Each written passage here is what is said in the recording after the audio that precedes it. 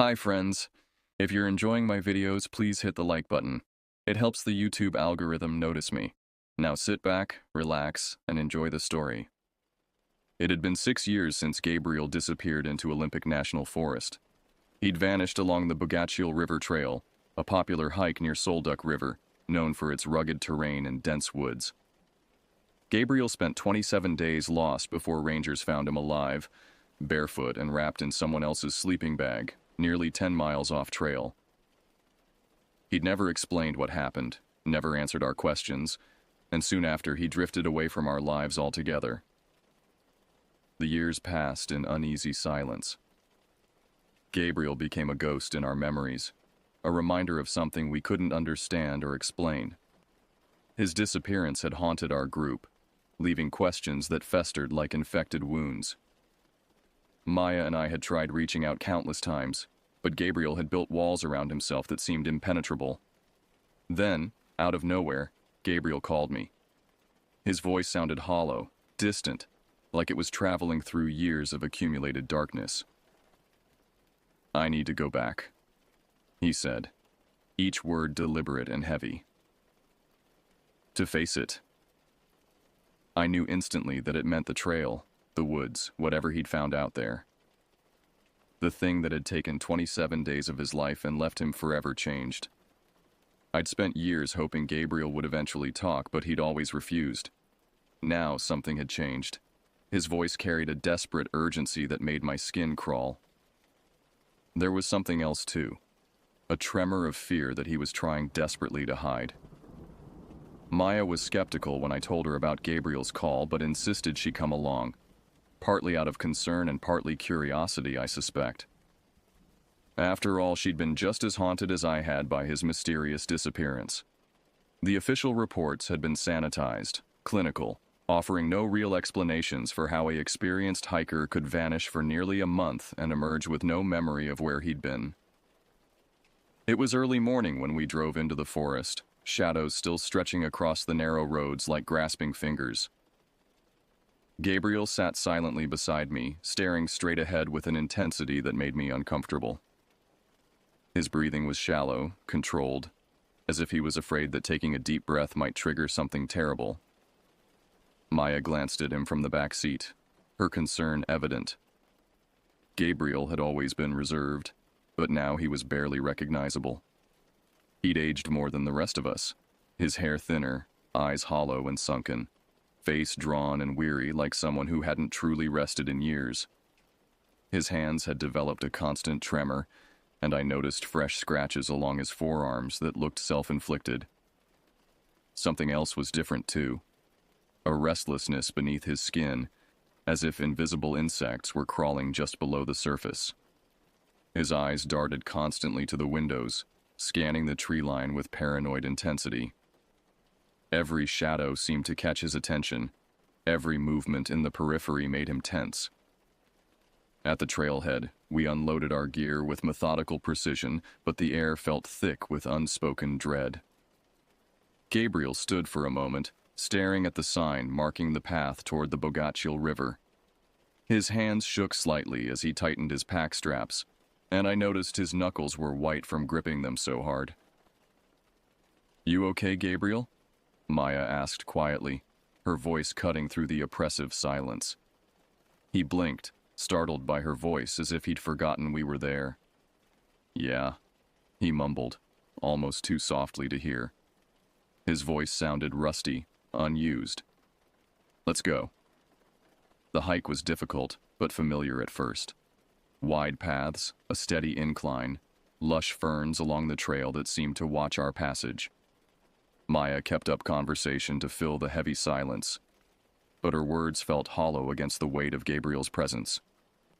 He responded briefly, monosyllabic, his attention always somewhere else, ahead or off to the side, as though he expected someone or something to appear suddenly from the brush. I began to notice things that shouldn't have been there.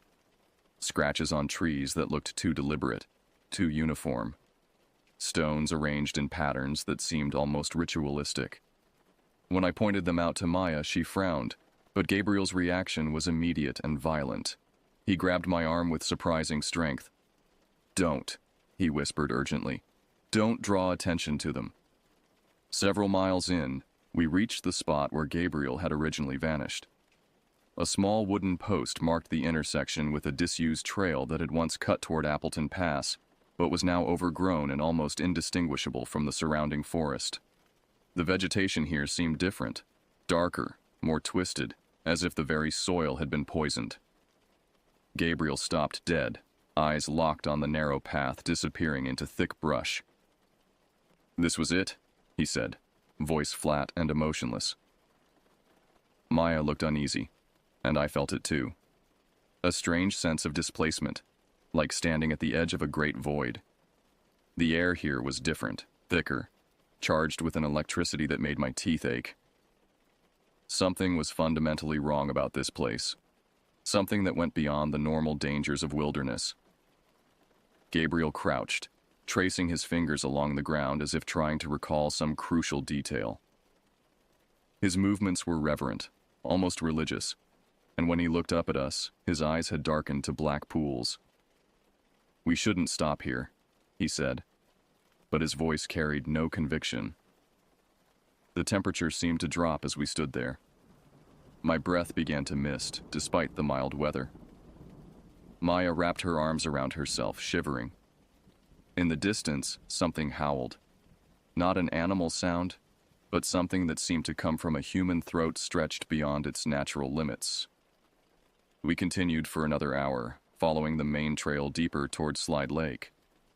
Gabriel moved ahead, faster now, urgent in his stride, occasionally glancing back with a look of quiet desperation. His gait had become mechanical, purposeful, as if he was being pulled forward by invisible strings. Maya caught my arm, whispering nervously, "I don't think we should have agreed to this." "We owe it to him," I said softly, trying to reassure myself as much as her. But the words felt empty, meaningless against the growing sense of wrongness that pressed down on us like a physical weight. The forest around us had begun to change. The trees grew closer together, their branches intertwining overhead to block out most of the sky. The undergrowth became denser, more aggressive, with thorns that seemed to reach out and grab at our clothes. The very air felt hostile, thick with spores and the sweet smell of decay. Gabriel's muttering had become more frequent, more urgent. I strained to hear what he was saying, but the words were in no language I recognized. They had a rhythmic quality, like a prayer or incantation, and they made my stomach twist with unease. At dusk, we made camp near an abandoned fire ring, the stones half buried by years of neglect. The ring was larger than it should have been, the stones arranged in patterns that hurt to look at directly. As darkness fell, the temperature plummeted with unnatural speed. Maya set up her tent with shaking hands, while I tried to convince Gabriel to rest, but he shook his head sharply. "I'm staying outside," he insisted, voice strained. "It doesn't want barriers this time." Maya shot me an alarmed look, her eyes wide with fear. I said nothing, unsure how to handle the situation. Gabriel's behavior had moved beyond concerning into genuinely terrifying territory. We ate dinner silently around a small fire that seemed to provide no warmth. Gabriel hardly touched his food, staring intensely into the trees, his eyes reflecting the firelight like an animal's. The flames cast writhing shadows that seemed to move independently of their sources, creating shapes that looked almost human. Occasionally, Gabriel mumbled something under his breath, a series of disconnected words I couldn't catch clearly. But I began to notice that the sounds of the forest, the cricket chirps, the rustling leaves, would pause whenever he spoke, as if the entire wilderness was listening. Later, anxiety gripped my chest like a steel band. I stepped out quietly, needing air, and noticed Gabriel was gone from the fireside. Fear tightened my throat as I scanned the darkness, my eyes struggling to adjust to the profound blackness between the trees. Finally, I saw him, standing barefoot by the riverbank, staring at the black, silent water. He was speaking to something, his voice urgent and pleading. I approached cautiously, my footsteps muffled by the thick moss. until I was close enough to make out his words clearly. "No," he was saying desperately. "No, I'm here now. I told you I'd come back. Please just take me. Leave them alone." I froze, afraid to interrupt, not knowing who or what he might be speaking to. The river made no sound. Even its current seemed to have stopped. The silence was so complete it felt like being buried alive. Before I could react, Gabriel turned suddenly, eyes wide and glassy, illuminated briefly in moonlight. They weren't his eyes anymore. They were too dark, too deep, like looking into abandoned wells. "You shouldn't be here," he whispered hoarsely. "You never should have come. It's hungry, and it's been waiting." A chill crawled down my spine as he brushed past, heading back toward camp without another word. I stood alone, heart pounding, staring into the endless dark of the forest around us. In the distance, something laughed, a sound like breaking glass mixed with screaming. We broke camp early the next morning, none of us having truly rested. Gabriel hadn't said another word since the strange moment by the riverbank, but his silence was somehow worse than his rambling. The trail narrowed, the forest thickened, and each step forward felt heavier, more reluctant. Maya moved closer to me as we walked, casting worried glances toward Gabriel, who had drifted ahead of us. His movements had become inhuman, too fluid, too purposeful. Occasionally he paused and tilted his head, as if listening for something we couldn't hear. When he did this, the forest would go completely silent, as if holding its breath. "You hear anything?" Maya whispered, her voice barely audible. "Nothing," I said, straining to listen past the rustling leaves, my heart beating loudly in my ears. "Just trees." But that wasn't true. There was something else, a low humming that seemed to come from the earth itself, a vibration that I felt in my bones rather than heard with my ears. By midday, the tension had become unbearable. Gabriel was muttering again, quiet fragments of conversation that seemed directed toward someone we couldn't see. He spoke in that same unknown language, his voice taking on different tones and inflections as if he was responding to replies we couldn't hear. His pace quickened, each step pushing deeper into wilderness that grew increasingly alien. The trees here were wrong. Their bark was too dark. Their branches grew in spirals that defied nature, and their leaves rustled without wind. "Gabriel, maybe we should slow down," I called, but my voice seemed to be absorbed by the forest before it could reach him. He ignored me, stepping faster, leading us away from the established trail into a maze of fallen trees and overgrown brush. Shadows lengthened around us, but the darkness felt artificial, as if it was being pulled down over us like a blanket. Maya reached for my hand, gripping it tightly. "I'm not going back in there," she whispered, pointing ahead to where Gabriel was walking directly toward a grove of trees that seemed to bend inward, creating a tunnel of twisted wood and shadow. Before I could respond, Gabriel stopped abruptly, turning to face us with eyes that no longer belonged to him. When he smiled, I saw that his teeth had been filed to points. "It wants you both," he said in a voice that was his but wasn't. I tried to keep it satisfied with just me, but 6 years isn't enough. It needs fresh minds to play with. The trees around us began to creak and groan, their branches reaching down like grasping hands. In the growing darkness, I could see shapes moving, human forms that walked wrong, bent at impossible angles. Maya screamed, a sound that was immediately swallowed by the hungry darkness. I grabbed her hand and ran, crashing through the undergrowth as the thing that had been Gabriel laughed behind us, a sound like wind through broken windows. We ran until our lungs burned and our legs gave out, finally collapsing at the edge of a road we didn't remember crossing. Behind us, the forest watched with 1,000 hidden eyes, patient and eternal. Gabriel was never found again. The official report listed him as missing, presumed dead. But sometimes, on particularly dark nights, Maya and I still receive calls from numbers that don't exist, and on the other end, Gabriel's voice whispers apologies for what he brought back with him from those 27 days in the woods. The forest is still waiting. It's always waiting. And sometimes, God help us, we find ourselves wanting to go back.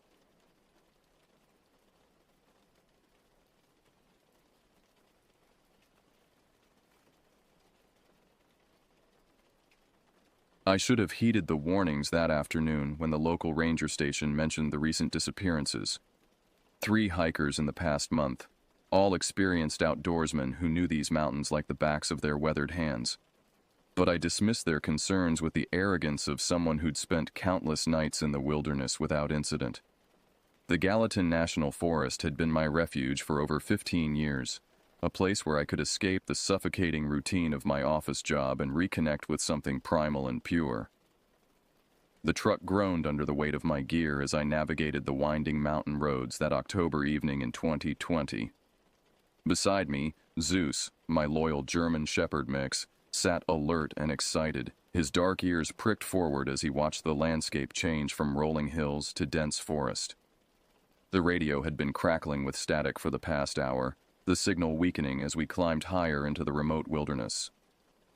The sun hung low on the horizon, painting the aspen trees in brilliant shades of gold and crimson that seemed almost too vivid to be real.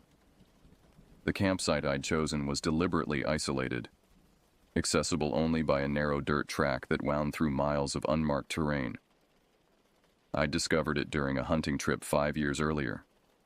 A small clearing surrounded by towering pines and ancient oaks, with a natural stone circle that made an ideal fire pit. No cell towers pierced the canopy here, no hiking trails brought curious wanderers, and no park rangers patrolled these forgotten corners of the forest. It was perfect for what I had planned. 3 days of complete solitude beneath the Orionid meteor shower. As we pulled into the clearing, Zeus immediately began his ritual inspection of the perimeter, nose to the ground as he traced invisible scent trails through the underbrush. The familiar sounds of the forest embraced us. The distant call of a barred owl, the rustle of small creatures in the fallen leaves, the whisper of wind through the pine needles overhead. I methodically unpacked my gear, setting up the tent with practiced efficiency while the last rays of sunlight filtered through the canopy above. The fire caught easily, dry kindling crackling as flames licked upward into the gathering dusk. I settled into my camp chair with a steaming cup of coffee. Zeus curled at my feet, his breathing deep and relaxed. This was what I lived for. These moments of perfect peace when the modern world felt like a distant memory. The first stars began to appear overhead, pinpricks of light against the deepening purple sky, and I allowed myself to relax completely for the first time in months. But as full darkness settled over the forest, something began to feel wrong. The usual symphony of night sounds, crickets chirping, owls calling, the distant yip of coyotes, gradually faded to an unnatural silence. Zeus lifted his head, ears rotating like radar dishes, as he scanned the darkness beyond our small circle of firelight. A low growl rumbled deep in his chest, so quiet I felt it more than heard it. The silence stretched on, becoming so complete it felt oppressive, as if the very air had thickened around us. I tried to convince myself it was nothing unusual. Predators in the area might cause smaller animals to go quiet, waiting for danger to pass. But this felt different, more deliberate somehow, as if something was actively suppressing every sound in the forest.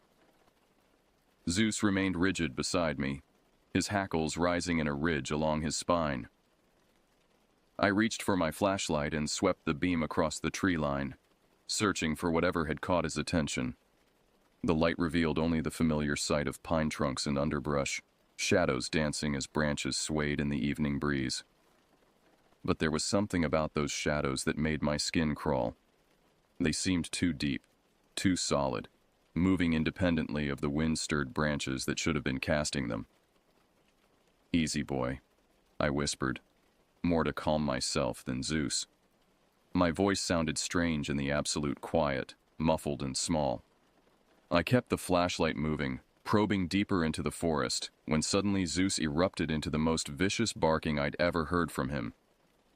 He lunged toward the darkness, straining against his collar, every muscle in his body coiled with aggressive tension. That's when I saw it. A pale shape moving between the trees, perhaps 50 yards from our camp. At first glance, it appeared human, but something about its proportions was fundamentally wrong. Too tall, too thin, with limbs that seemed to stretch and bend at impossible angles. It moved with a fluid, almost liquid motion that no human body could replicate, gliding between the trees without disturbing so much as a single branch. I kept the flashlight trained on the figure, my hand trembling so badly the beam wavered across the forest floor. It stopped moving when the light hit it, freezing in place like a deer caught in headlights. But this was no deer. As my beam steadied, I could make out more details that made my stomach lurch with primal terror. The thing stood at least 8 feet tall, its limbs grotesquely elongated and ending in what looked like clusters of pale, twitching fingers. Its head was tilted at a severe angle, cocked to one side as if listening to sounds I couldn't hear. Then it began to turn toward us, and I saw its face. Or what passed for a face. Where features should have been, there was only smooth, waxy skin stretched tight over a skull that was far too large and oddly shaped. But it was the eyes that nearly made me drop the flashlight. 2 dark hollows that seemed to absorb light rather than reflect it, creating the illusion of infinite depth. Those void-like sockets fixed on me with unmistakable intelligence and hunger. Zeus's barking reached a frenzied pitch, his claws scrabbling for purchase on the rocky ground as he fought to reach the intruder. The creature's head tilted further, that unnatural flexibility making it appear almost serpentine. Then, without any transition or movement I could perceive, it was simply gone. Not hidden behind a tree, not retreated into the shadows, completely vanished as if it had never existed at all. The silence that followed was deafening. Zeus continued barking for several more seconds before falling quiet, his sides heaving with exertion. We both stared at the spot where the creature had been, the flashlight beam revealing only empty forest. But the wrongness in the air remained, a thick presence that made every breath feel labored and every heartbeat thunder in my ears. I should have packed up immediately, loaded Zeus into the truck, and driven straight back to civilization. Every instinct I possessed screamed at me to flee, to get as far away from this place as possible. But pride and stubborn rationality held me in place. I'd been camping for decades, and I wasn't about to be driven away by shadows and imagination. Besides, whatever I'd seen was probably just a bear or elk, distorted by darkness and distance into something more sinister. But Zeus knew better. He refused to settle down, pacing the perimeter of our campsite with his nose to the ground, alternately whining and growling at scents I couldn't detect. His behavior was unlike anything I'd seen from him before, not the excited alertness of a dog tracking familiar game, but the deep, primal fear of prey that knows it's being hunted. Every few minutes he would stop and stare into the forest, his entire body trembling with tension. I fed more wood to the fire, building it higher than necessary, taking comfort in the expanding circle of light and warmth. The flames cast dancing shadows on the surrounding trees, and I found myself studying each one, trying to distinguish between normal forest movement and something more sinister. The wind had picked up slightly, causing branches to creak and sway, but underneath those familiar sounds, I began to hear something else. Footsteps, or what sounded like footsteps, a rhythmic pattern of soft impacts on the forest floor, circling our campsite at a distance. But these weren't the heavy, measured steps of a human hiker, or the irregular gait of a 4-legged animal. They were too light, too quick, with an odd double beat pattern as if whatever was making them had more than the usual number of feet. Zeus heard them too, his head snapping toward each new sound as the footsteps completed their circuit around us. The pattern continued for nearly an hour, clockwise around the campsite, always maintaining the same distance, never coming closer but never moving away. It was methodical, patient, as if something was studying us from just beyond the reach of the firelight. Then the footsteps stopped, and something far worse began. A sound that started as a low humming, barely audible above the crackle of the fire, but gradually rose in pitch and volume until it became an ear-splitting whine that seemed to come from everywhere at once. Zeus pressed himself against my legs, whimpering, while I covered my ears against the assault. The sound cut through my skull like ice, making my teeth ache and my vision blur. As suddenly as it had begun, the noise ceased, leaving my ears ringing in the sudden quiet. But the silence didn't last long. From the darkness beyond the fire came a new sound, laughter. Not human laughter, but something that might have been attempting to mimic it, like a broken recording played at the wrong speed. It was high-pitched and discordant, with undertones that seemed to vibrate in my bones. That's when I decided we were leaving. I grabbed Zeus's leash and began frantically packing our essential gear, abandoning the tent and most of our supplies in my haste to reach the truck. The laughter continued as we worked, sometimes close, sometimes distant, but always surrounding us with its mocking presence. Zeus stayed pressed against my legs, his fur standing on end, occasionally growling at sounds and movements I couldn't perceive. The truck's engine turned over on the third try, and I've never been so grateful to hear that familiar rumble. Zeus leaped into the passenger seat without being asked, his eyes fixed on the side mirrors as if expecting something to emerge from the shadows behind us. I threw the vehicle into reverse and backed out of the clearing as quickly as I dared, the headlights sweeping across the campsite we were abandoning. In that brief moment of illumination, I saw them. Not just one figure, but several, standing motionless among the trees like a gallery of grotesque statues. They were all similar in their impossible proportions and unnatural stillness, but each seemed to possess its own unique horror. One appeared to have too many arms, pale limbs sprouting from its torso like the branches of a diseased tree. Another was bent double, its spine curved at an angle that would snap any normal vertebrae. And at the center of the group stood the original figure, its void-like eyes reflecting the headlights with a brief, terrible shine. I spun the wheel hard, tires spitting gravel as I accelerated onto the narrow dirt track that would lead us back to the main forest road. Behind us, the darkness swallowed our abandoned campsite, but I could feel their presence following, keeping pace just beyond the reach of the taillights. Zeus whimpered continuously now, a high-pitched sound that spoke of terror beyond his ability to express. The dirt track seemed longer than I remembered, winding through dense forest that pressed close on both sides. My headlights carved a narrow tunnel through the blackness, revealing only a few yards of rutted road ahead. The speedometer climbed as I pushed the truck harder than was safe on the treacherous surface, desperate to reach the main road and the relative safety of civilization. That's when the first impact came. Something struck the roof of the truck with tremendous force, the entire vehicle shuddering under the blow. The metallic sound of claws or nails scraping across steel filled the cabin, and I could see long gouges being carved in the paint as whatever was up there tried to find purchase. Zeus barked frantically, his eyes fixed on the ceiling where deep dents were beginning to appear in the metal. I floored the accelerator, hoping speed might dislodge whatever had latched onto the truck, but it held on with inhuman strength. The scraping grew more violent, accompanied by a rhythmic pounding that seemed to be testing the structural integrity of the roof. Through the windshield, I caught glimpses of pale, elongated limbs hanging down, fingers that were far too long and ended in what looked like black talons. More impacts came from the sides now, the truck rocking violently as additional creatures began their assault. I could hear them outside, dozens of them, their footsteps keeping pace with the speeding vehicle. Some ran alongside us, their forms barely visible in the peripheral glow of the headlights, while others seemed to leap from tree to tree, branch to branch, with impossible agility. The passenger side window exploded inward without warning, safety glass showering Zeus as something thrust its arm through the opening.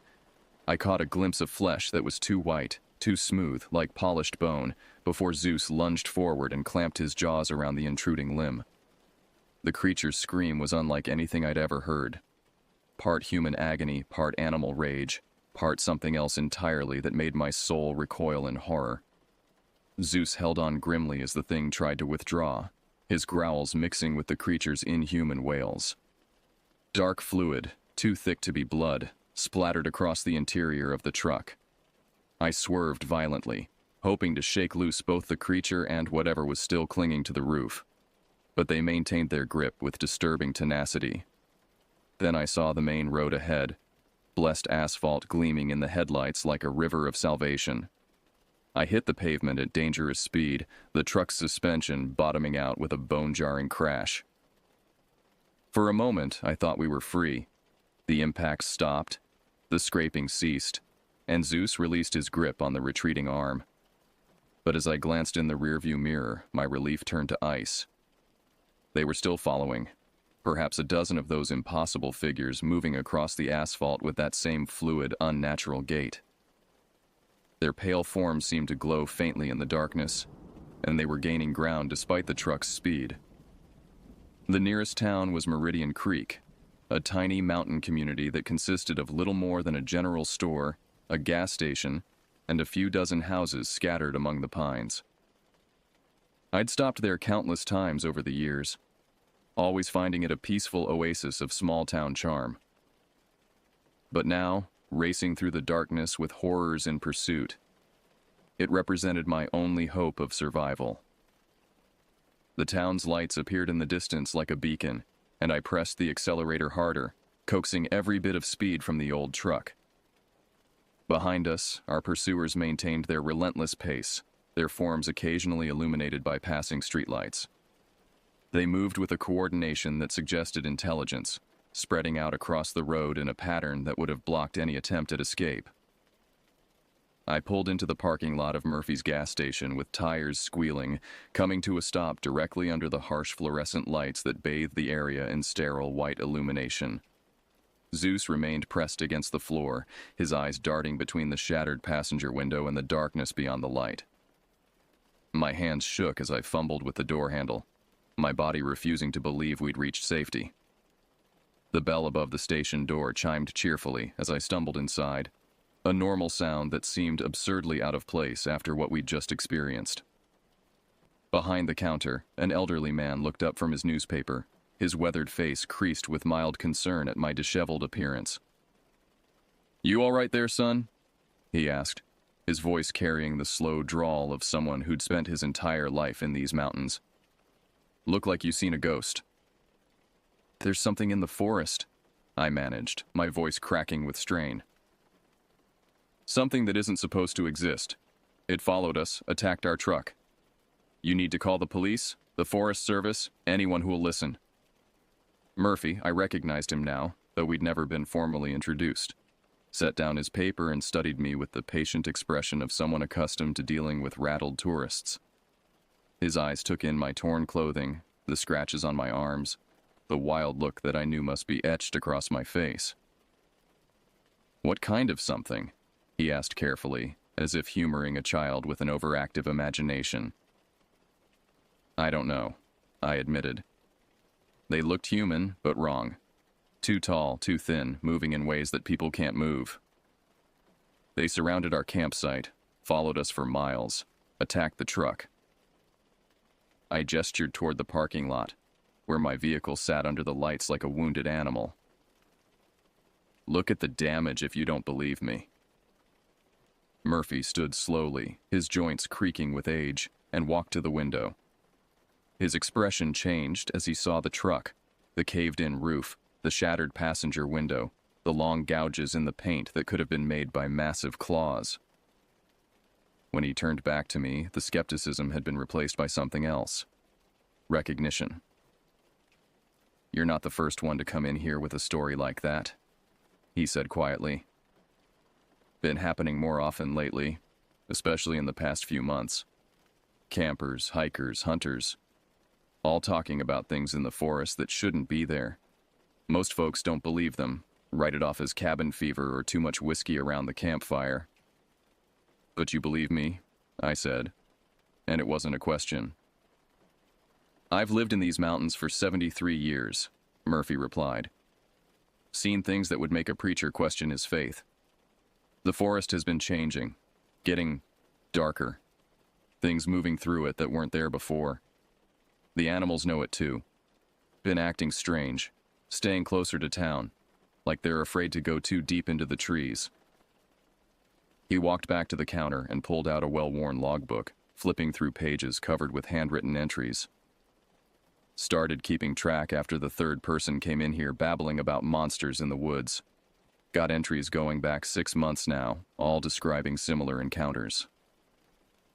Zeus suddenly erupted into frantic barking, his voice echoing through the small building.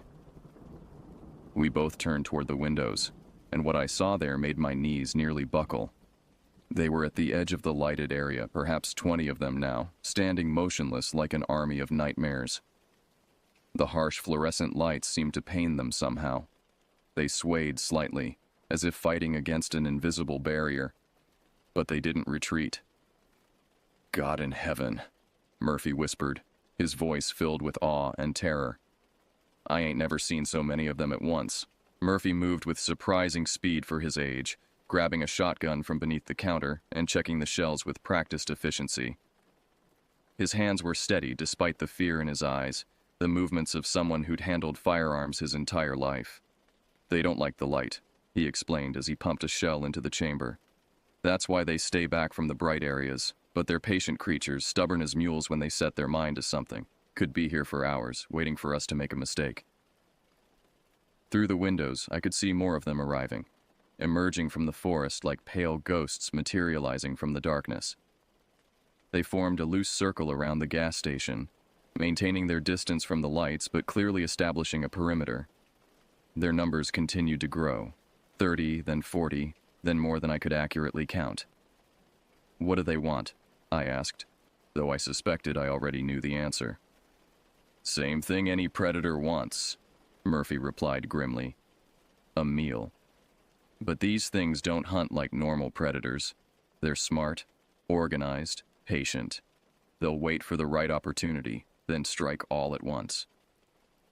Zeus had positioned himself between us and the windows, his hackles raised and lips pulled back to reveal impressive fangs.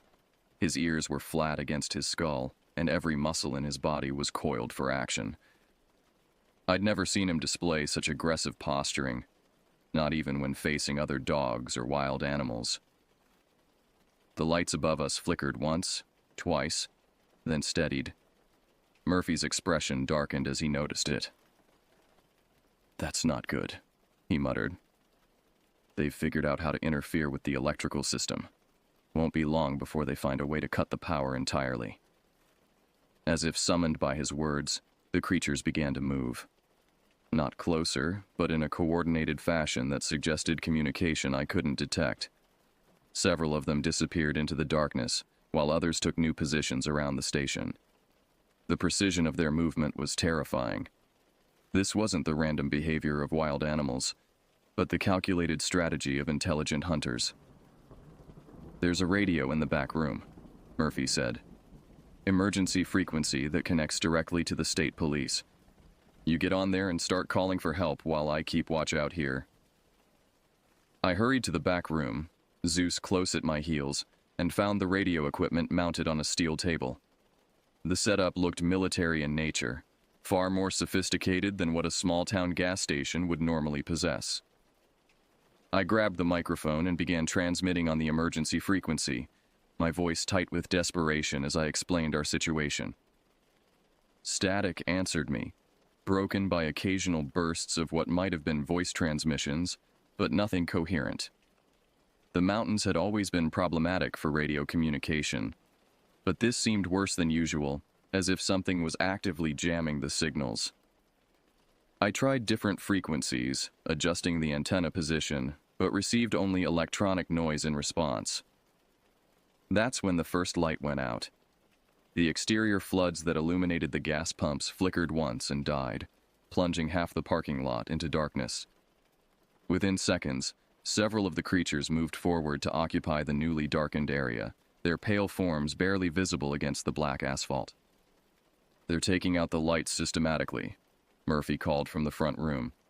"Working their way toward the building. Smart sons of bitches know exactly what they're doing."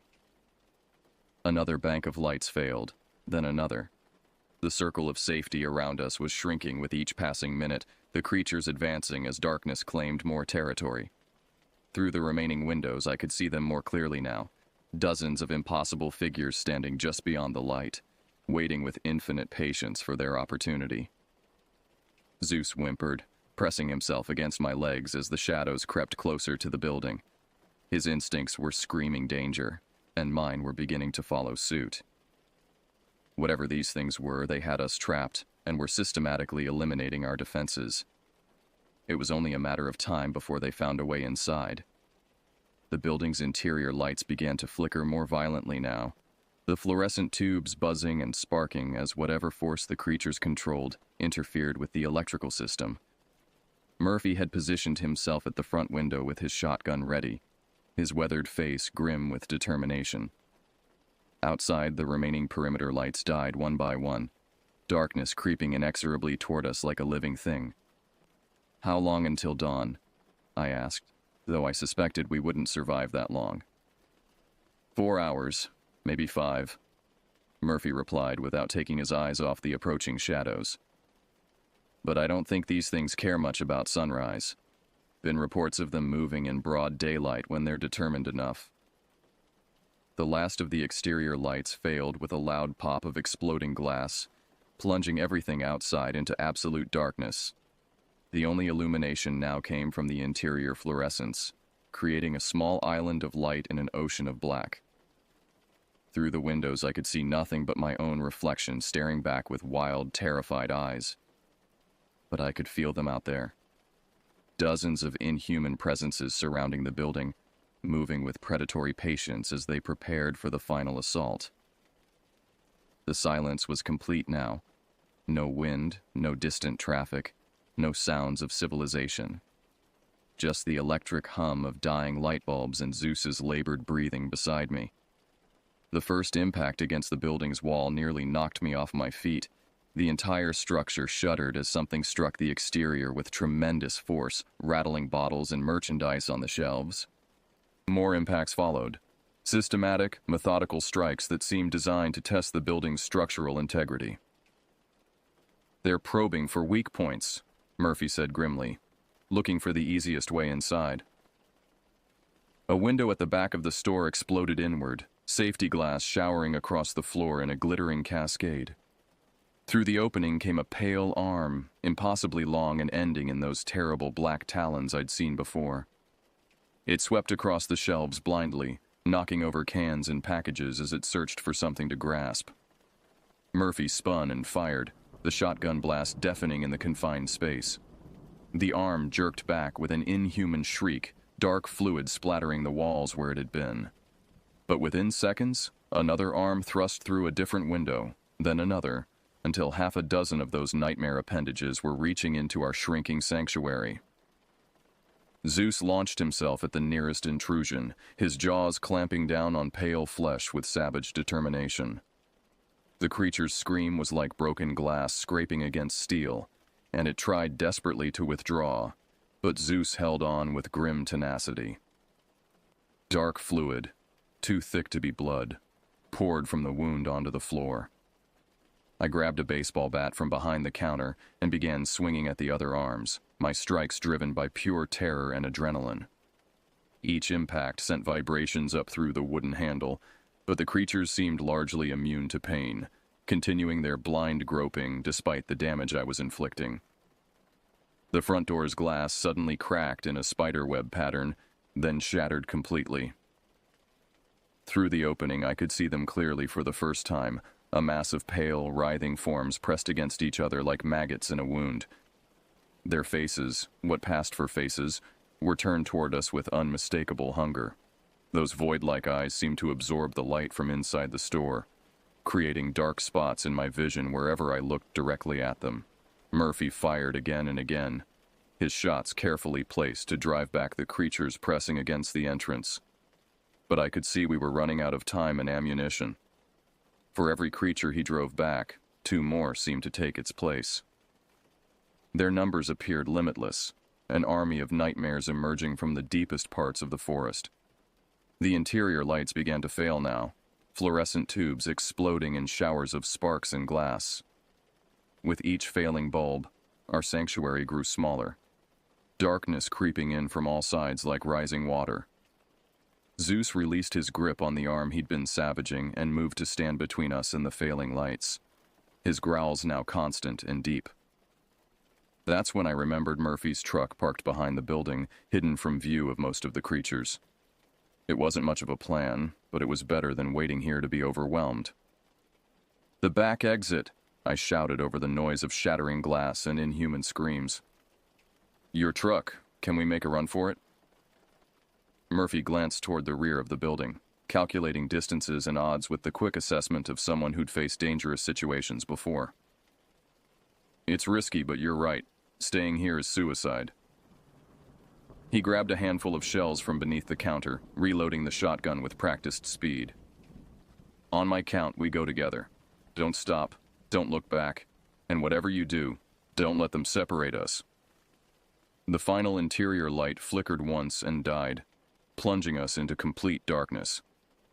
In the absolute blackness that followed, the creature's behavior changed dramatically. No longer held back by even the weakest light, they poured through every opening like a flood of pale horror. I could hear them entering the building, not the heavy footsteps of human intruders, but a wet, sliding sound like serpents moving across glass. Their breathing, if it could be called breathing, was a collective whisper that seemed to come from everywhere at once. Murphy's hand found my shoulder in the darkness, his grip firm and reassuring. "Now," he whispered, and we moved together toward what I hoped was the back exit. Zeus pressed close against my legs. The shotgun boomed once, twice, lighting up the interior with brief muzzle flashes that revealed glimpses of nightmare. Pale forms scrambling across the walls and ceiling like enormous insects, their limbs bent at impossible angles as they navigated the cluttered space. My outstretched hand found the rear door's handle, and I yanked it open to reveal another wall of darkness beyond. Murphy's truck was parked just 15 feet away, but it might as well have been on the moon. The space between us and salvation was filled with moving shadows, creatures that had circled around to cut off our escape route. "Go!" Murphy shouted, pushing me forward while firing into the mass of bodies blocking our path. His shots carved a temporary corridor through their ranks, and we stumbled forward into the chaos. Zeus barked frantically, snapping at anything that moved too close while I swung the baseball bat with desperate strength at the pale forms that reached for us. The truck's door handle felt like a lifeline under my fingers. I yanked it open and shoved Zeus inside, then dove after him as Murphy backed toward us, still firing methodically at the creatures pressing in from all sides.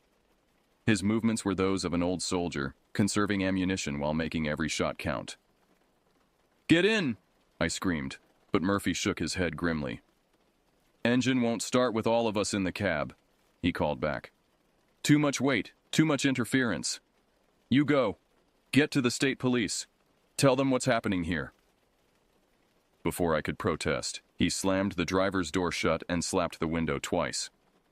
Through the glass, I could see his lips moving, but his words were lost in the sound of his final shots and the inhuman screaming that surrounded us. I fumbled for the keys he'd pressed into my hand, my fingers clumsy with panic and grief. The engine turned over on the second try, and I floored the accelerator without looking back. The truck lurched forward, tires spinning on gravel, and I felt the sickening impact of bodies beneath the wheels. In the rearview mirror, I caught a final glimpse of Murphy's muzzle flash before the darkness swallowed everything. The highway stretched ahead of us like a ribbon of salvation, but I knew the nightmare wasn't over. Zeus whimpered continuously beside me, his eyes fixed on the mirrors, and I could see why. They were following again, dozens of them, their pale forms visible in the red glow of the taillights. But they seemed slower now, less coordinated, as if something about leaving their forest territory had weakened them. The first hint of dawn was touching the eastern horizon when we finally reached the state police barracks, a solid brick building that had never looked more beautiful to my eyes. I stumbled through the entrance with Zeus at my side, my voice hoarse from shouting as I tried to explain what had happened to the skeptical officers on duty.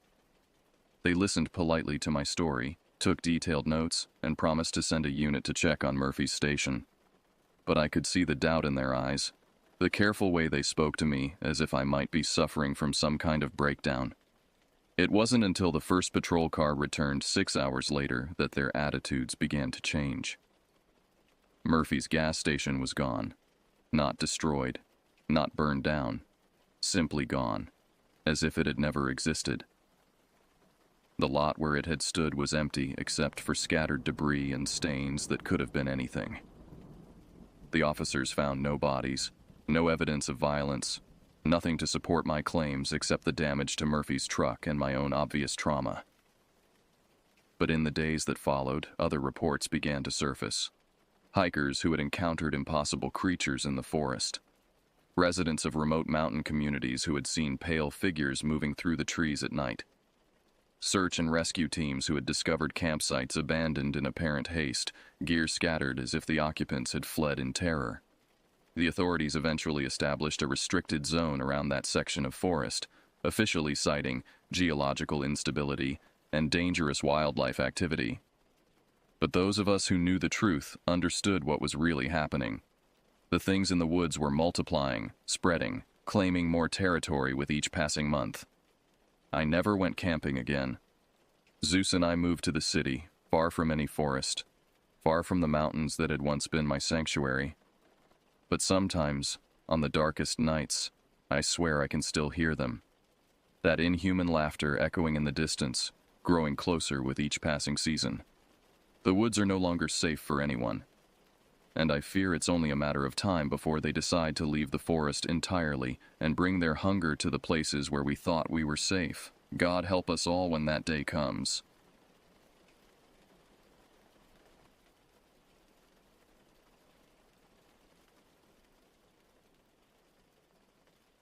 I always thought Oakwood Grove National Forest was my sanctuary, a place where the chaotic noise of the world fell silent, replaced by the rustle of leaves and the whisper of the wind. I'd spent the better part of 2 decades as a park ranger, patrolling the remote expanses of this wilderness that few had the patience or desire to explore. The deeper you went, the more the forest seemed to close in on itself, swallowing trails and landmarks, as if it wanted to keep its secrets hidden. My name is Alex Thornton, and I've called these woods home since I was fresh out of college, eager to escape the confines of city life and immerse myself in nature. Now, at 43, I couldn't imagine being anywhere else. The forest had become a part of me, its rhythms as familiar as my own heartbeat. It was late October 2019. The weather had turned crisp, and the trees were a kaleidoscope of orange and red. The season brought a wave of visitors eager to capture the last vestiges of autumn before winter cloaked the land in snow. But the numbers dwindled as the days grew shorter, and by the end of the month, the park was nearly empty, save for the occasional hiker or hunter. I was on a routine patrol when I first heard about the missing girl. The call came over my radio just as I was finishing up my rounds near Whispering Pines Campground, a popular spot for weekend warriors looking to get a taste of the great outdoors without venturing too far from civilization. "Alex, you there?" The voice belonged to Sarah Martinez, one of our newer rangers. She'd only been with us for a year, but she'd already proven herself to be sharp and reliable. "Go ahead, Sarah," I responded, my breath forming small clouds in the chilly air. "We've got a situation. A group of campers just reported their friend missing. She went for a hike yesterday afternoon and never came back." I felt a knot form in my stomach. In my years at Oakwood Grove, we'd had our share of lost hikers, but something in Sarah's voice told me this was different. "I'm on my way back to HQ now," I said, already turning towards my truck. "Fill me in on the details." As I drove back to the ranger station, Sarah briefed me on what we knew. The missing girl's name was Lily Chen, a 21-year-old college student who had come to the park with a group of friends for a weekend of camping. They'd set up at Whispering Pines, a safe, well-trodden spot where you could still see the glow of other campfires in the distance. Lily had wandered off on her own one afternoon, probably looking to take some pictures or enjoy the solitude, but she never came back. Her friends searched for her, shouting her name until their voices were hoarse, but there was no sign of her. By the time they reported her missing to the park headquarters, night had already fallen, and the search was delayed until morning. I pulled into the parking lot of our small ranger station, a rustic log cabin that had stood watch over Oakwood Grove for nearly a century. As I walked in, I could feel the tension in the air. Sarah was there, along with our chief ranger, Frank Delgado, and a group of 4 young people who looked like they hadn't slept in days. One of them, a tall young man with dark hair and red-rimmed eyes, stood up as I entered. "Are you in charge here?" he asked, his voice strained with worry and fatigue. I shook my head. "That would be Chief Delgado," I said, nodding towards Frank. "I'm Ranger Thornton. I'll be helping with the search." Frank motioned for me to join them at the large map of Oakwood Grove spread out on the table. "Alex, this is Jason, Mia, Dev, and Zoe," he said, indicating each of the young people in turn. "They're Lily's friends." I nodded to each of them, noting the fear and guilt etched on their faces. They were young, barely out of their teens, and clearly shaken. Jason, the one who had spoken to me, kept repeating how they should have stayed together, how it was his fault for letting Lily go off alone. "Did she mention where she was going?" I asked, jotting down notes in my weathered notebook. Jason shook his head. "No, she just said she wanted to explore a bit, take some pictures. We thought she'd be back in an hour or so." The others nodded, their expressions a mix of guilt and fear. They weren't the first to lose someone in Oakwood Grove. The park had a reputation, not widely known, but whispered among locals. People went missing here. It didn't happen often, but when it did, they were rarely found. The ones who were, well, they came back different, if they came back at all. I pushed those thoughts aside, focusing on the task at hand. "All right," I said, turning to Frank. "What's our plan?" Frank pointed to the map. "We'll start at first light. 2 teams, one heading east from the campsite, the other west. We'll comb through in a grid pattern, focusing on the areas within a 5-mile radius of where Lily was last seen." I nodded, already mentally preparing for what would likely be a long and grueling search. As I looked at the worried faces of Lily's friends, I felt a renewed sense of determination. We would find her. We had to. Little did I know that this search would lead us down a path darker and more terrifying than anything I had encountered in my years at Oakwood Grove. The forest I thought I knew so well was about to reveal its deepest, most chilling secrets. The next morning dawned cold and gray, a thin mist clinging to the trees like a shroud. I arrived at the ranger station just as the first hints of light were creeping over the horizon. The parking lot was already full, a mix of our own rangers and volunteers from the nearby town of Millbrook. Frank was there, looking like he hadn't slept a wink. He probably hadn't. Missing person cases always hit him hard, especially when they involved young people. "Morning, Alex," he said, his voice gruff with fatigue. "Ready to head out?" I nodded, double-checking my pack. Water, first aid kit, emergency rations, flares. Everything I might need for a long day in the woods. "Any updates?" I asked, though I already knew the answer. Frank shook his head. "Nothing. Lily's friends stayed at the campsite all night hoping she might find her way back. No luck." I felt a twinge of unease. In my experience, if a lost hiker didn't turn up within the first 24 hours, the chances of finding them alive dropped dramatically. But I pushed that thought aside. We had work to do. We gathered everyone together for a briefing. There were about 20 of us in total, a mix of experienced rangers and local volunteers who knew the area well. Frank laid out the plan, dividing us into 2 teams. I would lead one group east from the campsite, while Sarah took the other west. "Remember," Frank said, his voice carrying across the quiet morning, "we're looking for any sign of Lily. Footprints, pieces of clothing, anything out of place. If you find something, radio in immediately. Don't try to investigate on your own." There was a murmur of agreement, and then we were off, piling into our trucks for the short drive to Whispering Pines campground. As we drove, I couldn't shake a feeling of dread that had settled in the pit of my stomach. Something about this case felt off. though I couldn't put my finger on why. We arrived at the campsite just as the mist was starting to burn off. Lily's friends were there, looking even more haggard than they had the night before. Jason approached me as I got out of the truck. "Any news?" he asked, his voice hoarse. I shook my head.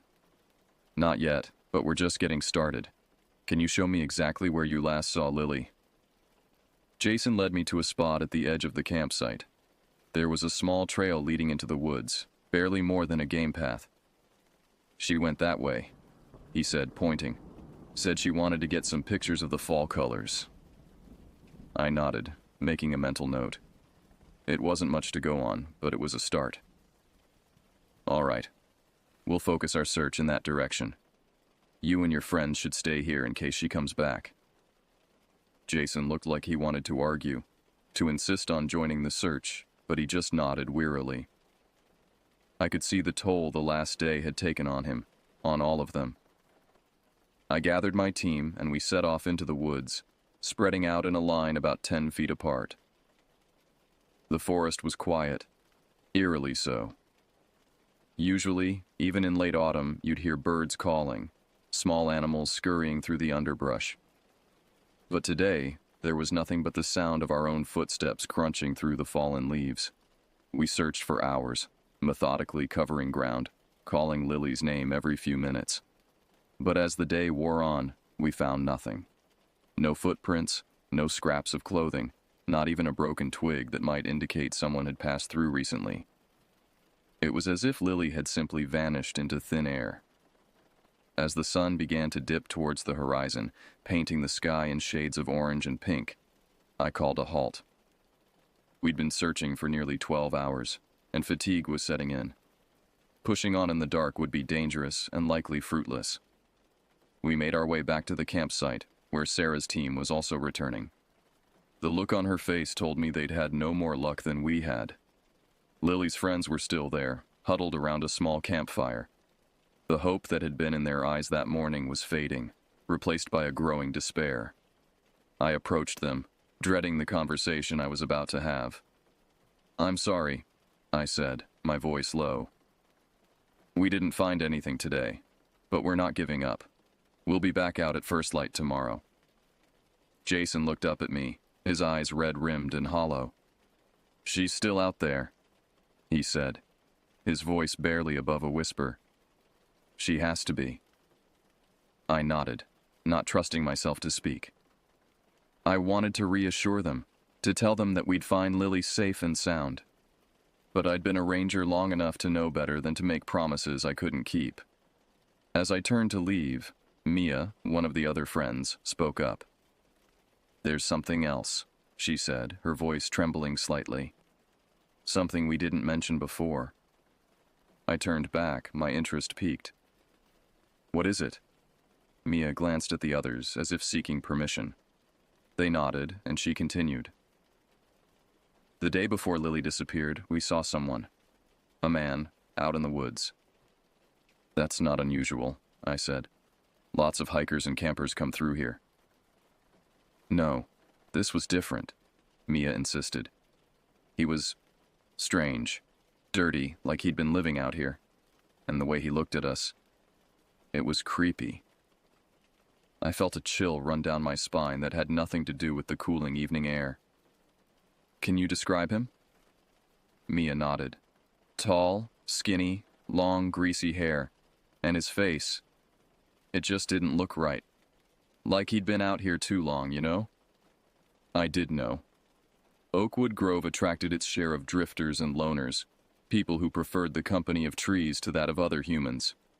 Most of them were harmless, but there were stories. Stories of those who'd gone mad from the isolation, who'd turned feral, dangerous. "Why didn't you mention this before?"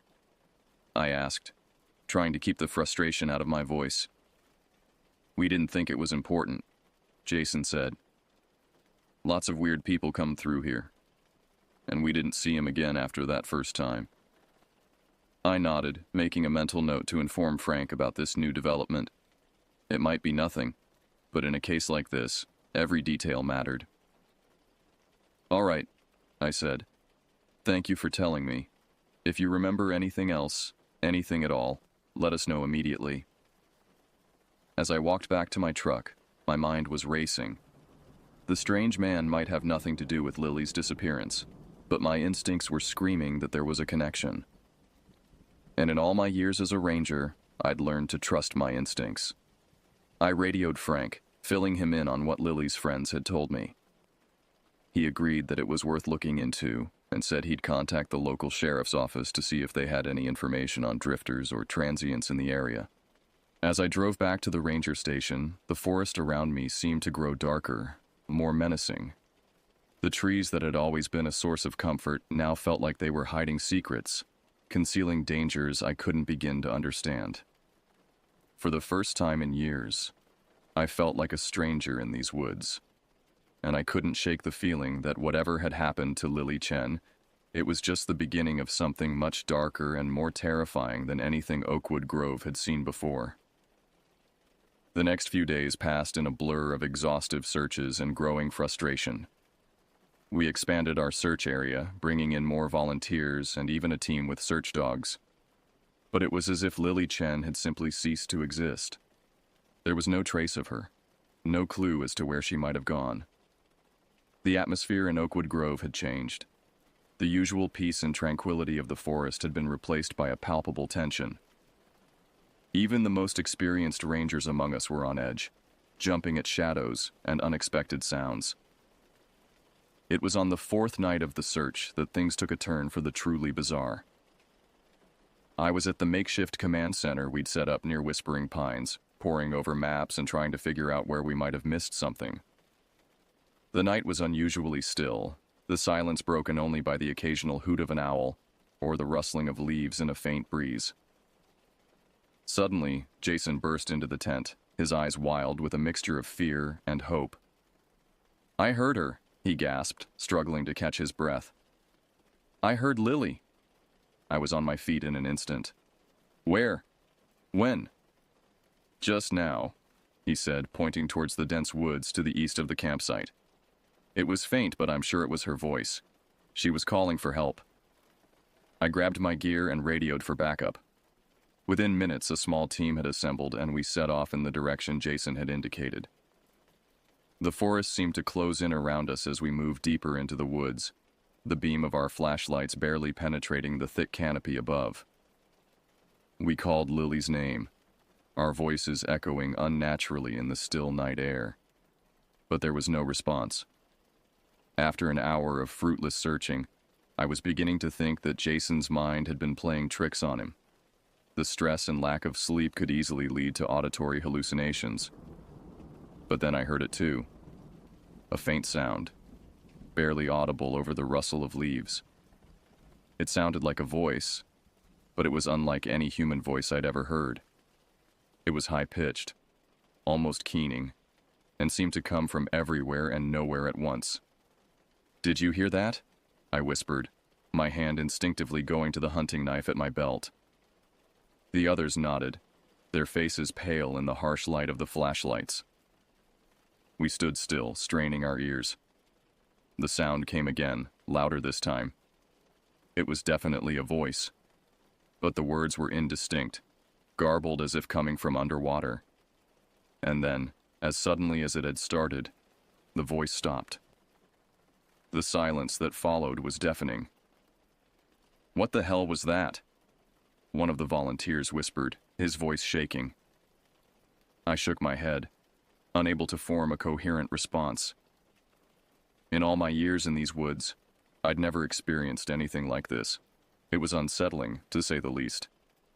We continued our search for another hour, but found nothing. No sign of Lily, no source for the strange voice we'd heard. As we made our way back to the campsite, I couldn't shake the feeling that we were being watched. The forest that had always been my home now felt alien and threatening. Back at the command center, I reported what had happened to Frank. He listened with a frown, his weathered face creased with worry. "I don't like this, Alex," he said when I'd finished. "First, the girl disappears without a trace, then this, whatever it was. Something's not right here." I nodded in agreement. What do you think we should do? Frank sighed, rubbing his temples. For now, we keep searching, but I'm going to call in some additional help. This is starting to feel like more than just a missing person case. As I left Frank's office, I saw Lily's friends huddled together near the edge of the campsite. They looked shell-shocked, the hope that had sustained them for the past few days giving way to a growing dread. I approached them, feeling the weight of responsibility heavy on my shoulders. "Any news?" Mia asked, her voice barely above a whisper. I shook my head. Nothing concrete, but we're not giving up. Jason looked up at me, his eyes haunted. It's not just Lily, is it? There's something wrong out there. I hesitated, unsure of how much to reveal. But these kids had already been through so much. They deserved the truth, or at least as much of it as I could give them. We're not sure what's going on, I admitted. But I promise you we're doing everything we can to find Lily and get to the bottom of this. As I walked away, I couldn't shake the feeling that I was making a promise I might not be able to keep. The next morning, I woke to the sound of unfamiliar voices outside my cabin. Peering out the window, I saw Frank talking to a group of men I didn't recognize. They were dressed in civilian clothes, but something about their bearing screamed law enforcement. I quickly dressed and made my way outside. Frank saw me approaching and waved me over. "Alex," he said, "I'd like you to meet Agent Simmons and his team. They're here to help with the investigation." I shook hands with Simmons, a tall, lean man with close-cropped gray hair and piercing blue eyes. "FBI?" I asked. Simmons nodded. "Special unit. We deal with unusual cases." There was something in the way he said unusual that sent a chill down my spine. I'd always prided myself on being a rational person, someone who dealt in facts and evidence. But the events of the past few days had shaken that belief to its core. "What can you tell us about the girl's disappearance?" Simmons asked as we walked towards the command center. I filled him in on everything we knew, including the strange encounter Lily's friends had reported and the bizarre noises we'd heard in the woods. Simmons listened intently, his face betraying no emotion. "And you've never experienced anything like this before?" he asked when I'd finished. I shook my head. "Never. Oakwood Grove has always been a peaceful place. Until now." Simmons nodded, as if confirming something to himself. "We'll need to speak with the friends again, and I'd like to see where you heard those sounds last night." The rest of the day was a blur of activity. Simmons and his team interviewed everyone involved in the search, pored over our maps, and combed through the area where we'd heard the strange voices.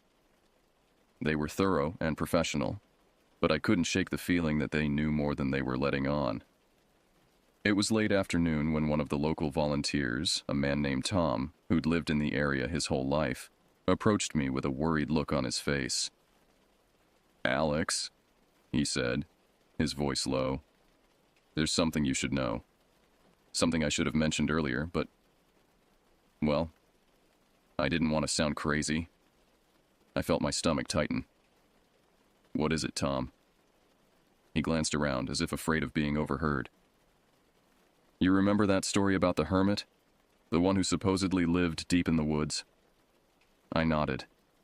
It was an old local legend, one I'd always dismissed as campfire talk. The story went that decades ago, a man had gone into the deepest part of Oakwood Grove and never come out.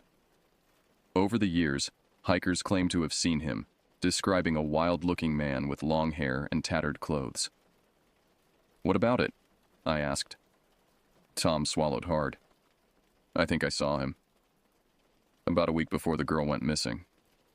I was out checking my traps, and I saw this figure. At first I thought it was just a shadow, but then it moved. It was a man, Alex, but not like any man I've ever seen. His skin was pale, almost gray, and his eyes... God, his eyes were like nothing I've ever seen before." I felt a chill run down my spine. "Why didn't you report this?" Tom shook his head. "Who'd believe me? Hell, I barely believed it myself. But after what's been happening, I thought you should know. I thanked Tom for the information and immediately went to find Simmons. The agent listened to my report with the same impassive expression he'd worn all day. "We'll look into it," he said when I'd finished. "In the meantime, I want you to double the patrols. No one goes into the woods alone, understood?" I nodded, feeling a mix of relief that someone was taking charge and frustration at being sidelined in my own forest. As night fell, an uneasy quiet settled over Oakwood Grove. The search teams had returned, tired and discouraged. Lily's friends sat around a campfire, their faces drawn and hopeless. I wanted to offer them some words of comfort, but what could I say? That we were now chasing ghost stories and campfire legends. I was making my final rounds when I heard it again, that same eerie, inhuman voice echoing through the trees. But this time, it was closer. Much closer. I switched off my flashlight and stood perfectly still, straining my ears. The voice was clearer now, and I could almost make out words. It sounded like singing. A high, keening melody that made the hair on the back of my neck stand up. And then I saw it. A figure moving through the trees about 50 yards away. It was tall and thin, its movements jerky and unnatural. As it passed through a shaft of moonlight, I caught a glimpse of its face. Tom's description hadn't done it justice. The creature, for I couldn't think of it as a man, had skin that seemed to glow faintly in the darkness. Its eyes were huge and black, reflecting the moonlight like a cat's. And its mouth was open far too wide, emitting that terrible, beautiful song. I stood frozen, unable to move, unable to call for help. The creature turned its head, and for a moment, its eyes locked with mine. I felt a wave of cold wash over me, and in that instant, I understood why Lily had vanished without a trace. Why people went missing in these woods and were never seen again. The thing in the forest wasn't just a hermit or a madman. It was something else entirely. Something that didn't belong in our world. As the realization hit me, the creature's song reached a crescendo. The world around me began to blur and shift, the trees seeming to bend and twist in impossible ways. I felt a pulling sensation, as if some invisible force was trying to drag me forward. With every ounce of willpower I possessed, I tore my gaze away from those hypnotic eyes and ran. I ran faster than I ever had in my life, branches whipping at my face, roots threatening to trip me at every step. But I didn't stop. I couldn't stop.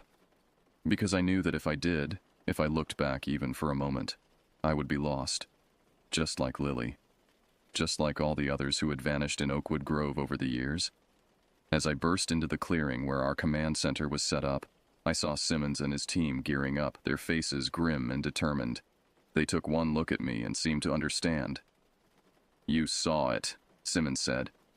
It wasn't a question. I nodded, still struggling to catch my breath. "What? What is that thing?" Simmons checked his weapon, his face set in hard lines. "Something that doesn't belong here. Something we're going to send back where it came from." As the team moved out into the darkness, I realized that my understanding of the world had changed forever. Oakwood Grove, my sanctuary, my home, would never be the same again. And somewhere in the depths of the forest, that unearthly song continued, calling to something beyond our comprehension.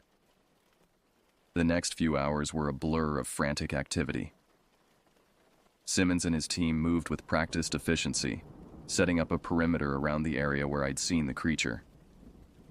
They brought out equipment I'd never seen before, devices that beeped and whirred, giving off readings that meant nothing to me but seemed to concern the agents deeply.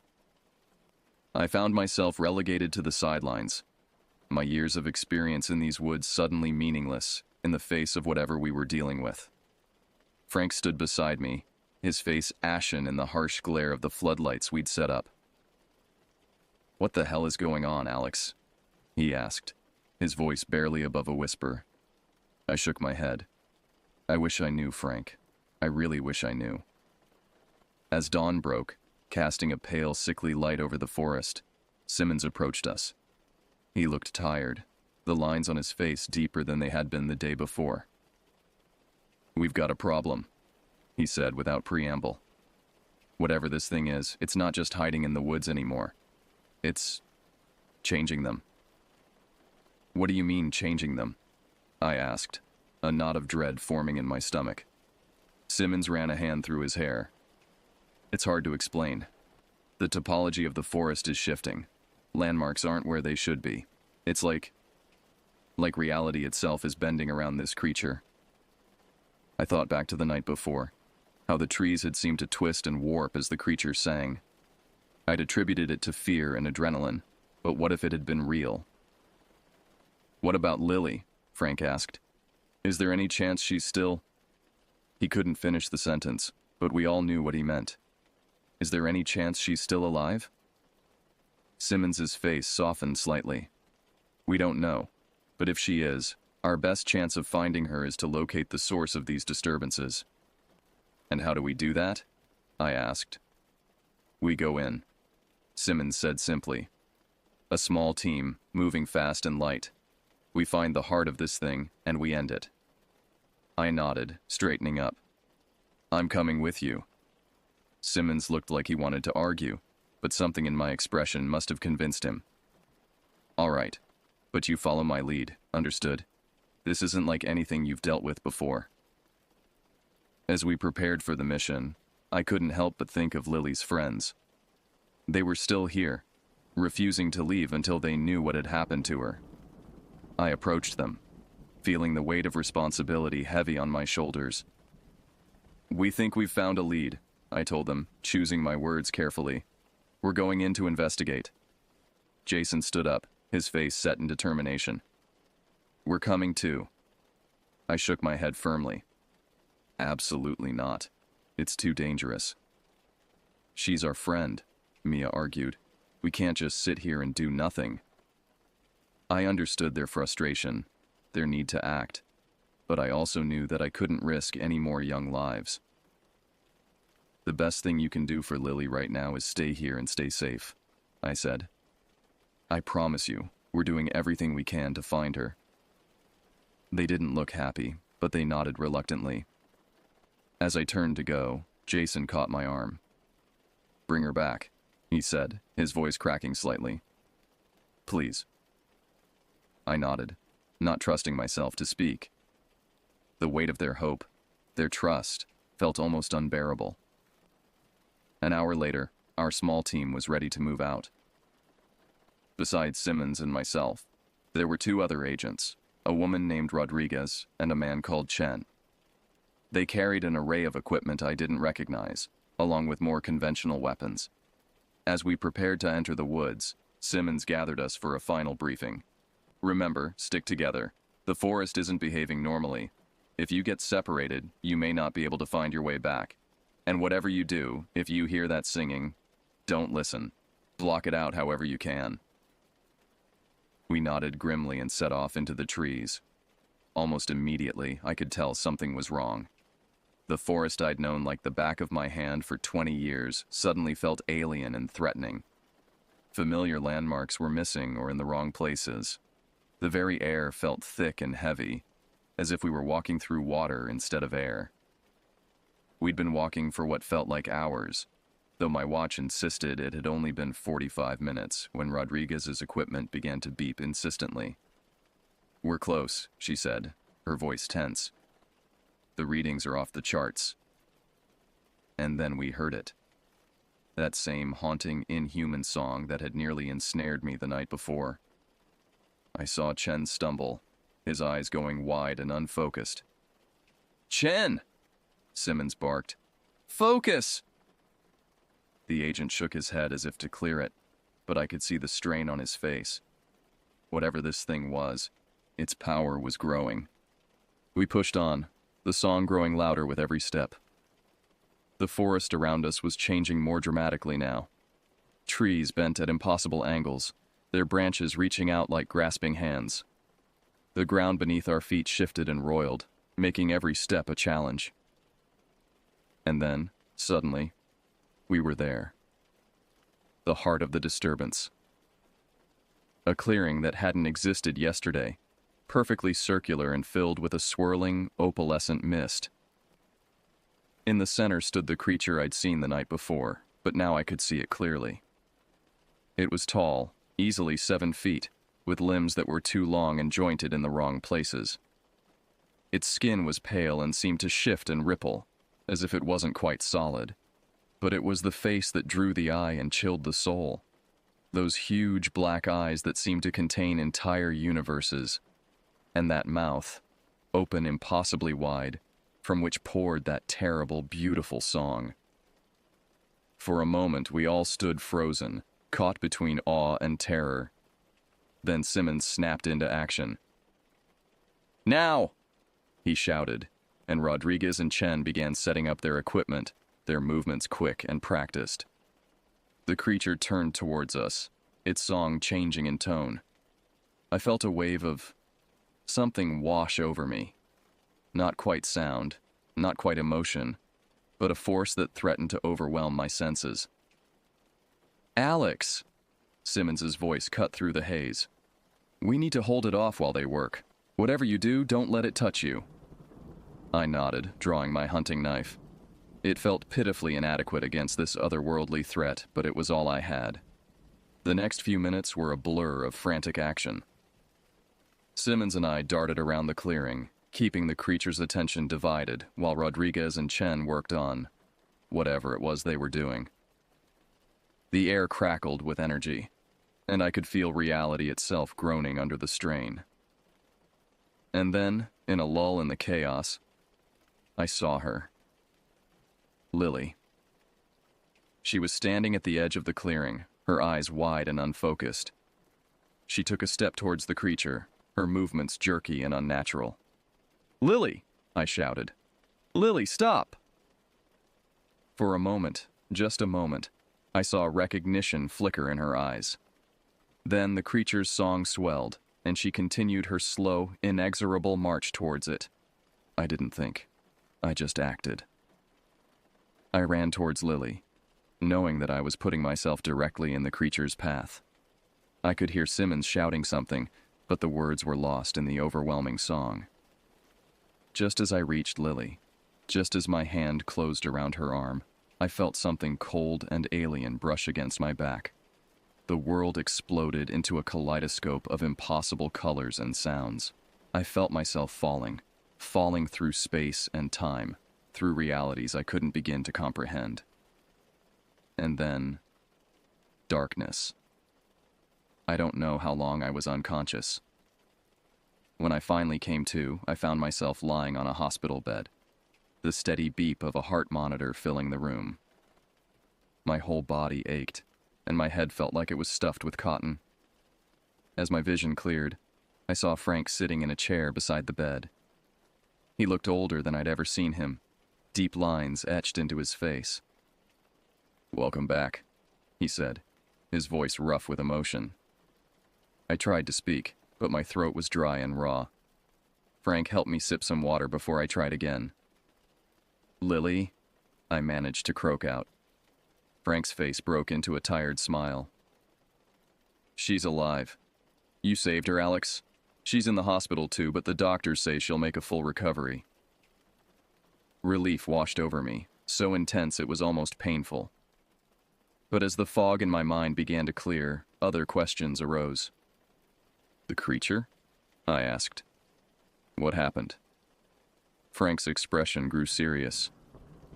"It's complicated. Simmons and his team managed to close whatever portal that thing came through. They used some kind of advanced technology I don't pretend to understand. The creature, well, they say it's gone. Back to wherever it came from." I nodded slowly, trying to process this information. "And the forest?" Frank sighed. "It's still there, but it's different. The areas closest to where we found you and Lily are off limits now. The official story is environmental contamination, but..." He trailed off, shaking his head. I understood. How could we explain what had really happened?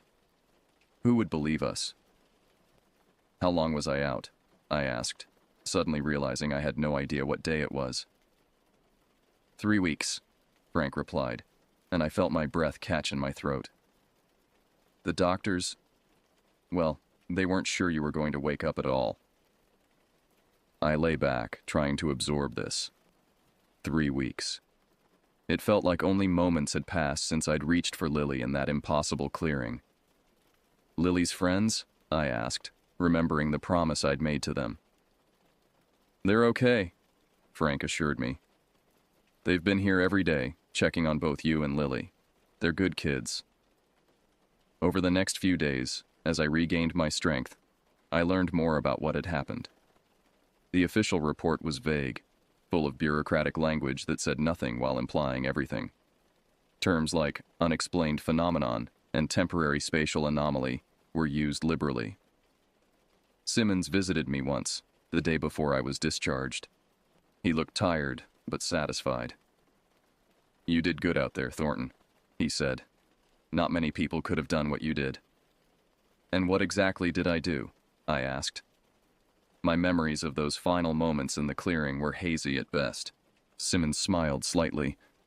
You broke its hold on the girl, brought her back. Not many people can resist that kind of influence. I nodded, though I wasn't sure I fully understood. What was it? Where did it come from? Simmons's expression turned serious. There are things out there, Thornton. Things that exist in the spaces between what we know. Sometimes they find their way through. Our job is to make sure they don't stay. He left soon after, leaving me with more questions than answers.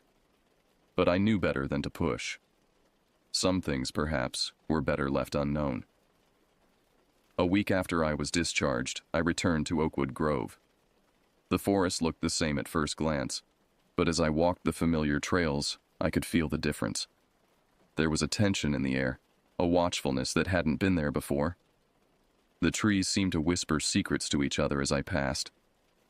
I found myself at the edge of the quarantine zone, staring into the depths of the forest that had once been my second home. Yellow tape and warning signs marked the boundary, but they seemed almost laughably inadequate given what lay beyond. I wouldn't go in there if I were you, a voice said behind me. I turned to see Lily, looking pale but determined. Her friends stood a respectful distance away, watching us with concerned expressions. I wasn't planning to, I assured her. How are you feeling? She shrugged, her eyes never leaving the forest. Physically? Fine. The doctors say there's nothing wrong with me. But... She trailed off, and I saw a shadow pass over her face. You remember? I said. It wasn't a question. She nodded. Not everything, but enough. That song. I can still hear it sometimes in my dreams. I put a hand on her shoulder, feeling a surge of protectiveness. It's over now. It can't hurt you anymore. Lily turned to look at me, her eyes filled with a wisdom far beyond her years. Is it? Is it really over? I wanted to reassure her, to tell her that the danger had passed, but I couldn't bring myself to lie. I don't know, I admitted. But if it ever comes back, we'll be ready. She nodded, seeming to accept this. After a moment, she spoke again. I'm leaving, you know, my friends and I. We're going back home. I nodded, understanding. How could they stay, knowing what lurked in the shadows of Oakwood Grove? What about you? Lily asked. Will you stay? I looked back at the forest, feeling the weight of responsibility settle on my shoulders. Someone needed to stand guard, to watch for signs that the barrier between worlds was thinning again. Yes, I said. I'll stay. Lily smiled, a genuine smile that lit up her face. Good. The forest needs you, I think. As she walked back to her friends, I turned once more to face the woods. The trees swayed gently in the breeze, looking for all the world like any other forest. But I knew better now. I knew the secrets that lay hidden in the heart of Oakwood Grove. And I would be here, watching, waiting, ready to face whatever might come through from the other side. because some sanctuaries I had learned needed guardians. And Oakwood Grove, for better or worse, was mine. Years have passed since that fateful autumn when Lily Chen disappeared and the fabric of reality tore open in the heart of Oakwood Grove. The forest has healed, at least on the surface. To the casual observer, it looks much as it always has. A vast expanse of green, teeming with life and natural beauty. But those of us who know the truth see it differently now. We see the scars hidden beneath the new growth, the subtle wrongness in the way certain trees grow, or the paths that seem to shift when you're not looking directly at them. I'm still here, older now, my hair grayed and my face lined with the weight of the secrets I carry. I've become something of a legend among the younger rangers and the locals in town. They call me the guardian of Oakwood Grove, though few know the real reason why. Lily visits sometimes, usually in the autumn when the leaves are turning and the air carries a hint of otherworldly chill. She's doing well, married now, with a successful career and a life far removed from the horrors she experienced here. But I can see it in her eyes when she looks into the depths of the forest, the memory of that haunting song, the pull of something beyond our world. Simmons and his team check in periodically, running tests and taking readings with equipment I still don't understand. They say everything's normal, that the breach has been fully sealed. But I notice the way their hands sometimes shake, the way they flinch at unexpected sounds from the forest. As for me, I patrol the woods every day, my senses attuned to the slightest change, the faintest echo of that unearthly song. Most days, all is quiet. But sometimes when the wind is just right and the shadows grow long, I think I hear it, a distant melody, beautiful and terrible, calling from somewhere beyond the veil of our reality. On those days, I stand at the edge of the quarantine zone, my hand on the worn grip of my hunting knife, and I remember the promise I made. To Lily, to the forest, to myself. I am the guardian of Oakwood Grove, and I will be ready, should the darkness ever return. Because some stories don't end. Some songs never truly fade. And in the heart of every sanctuary, there are secrets waiting to be discovered or unleashed.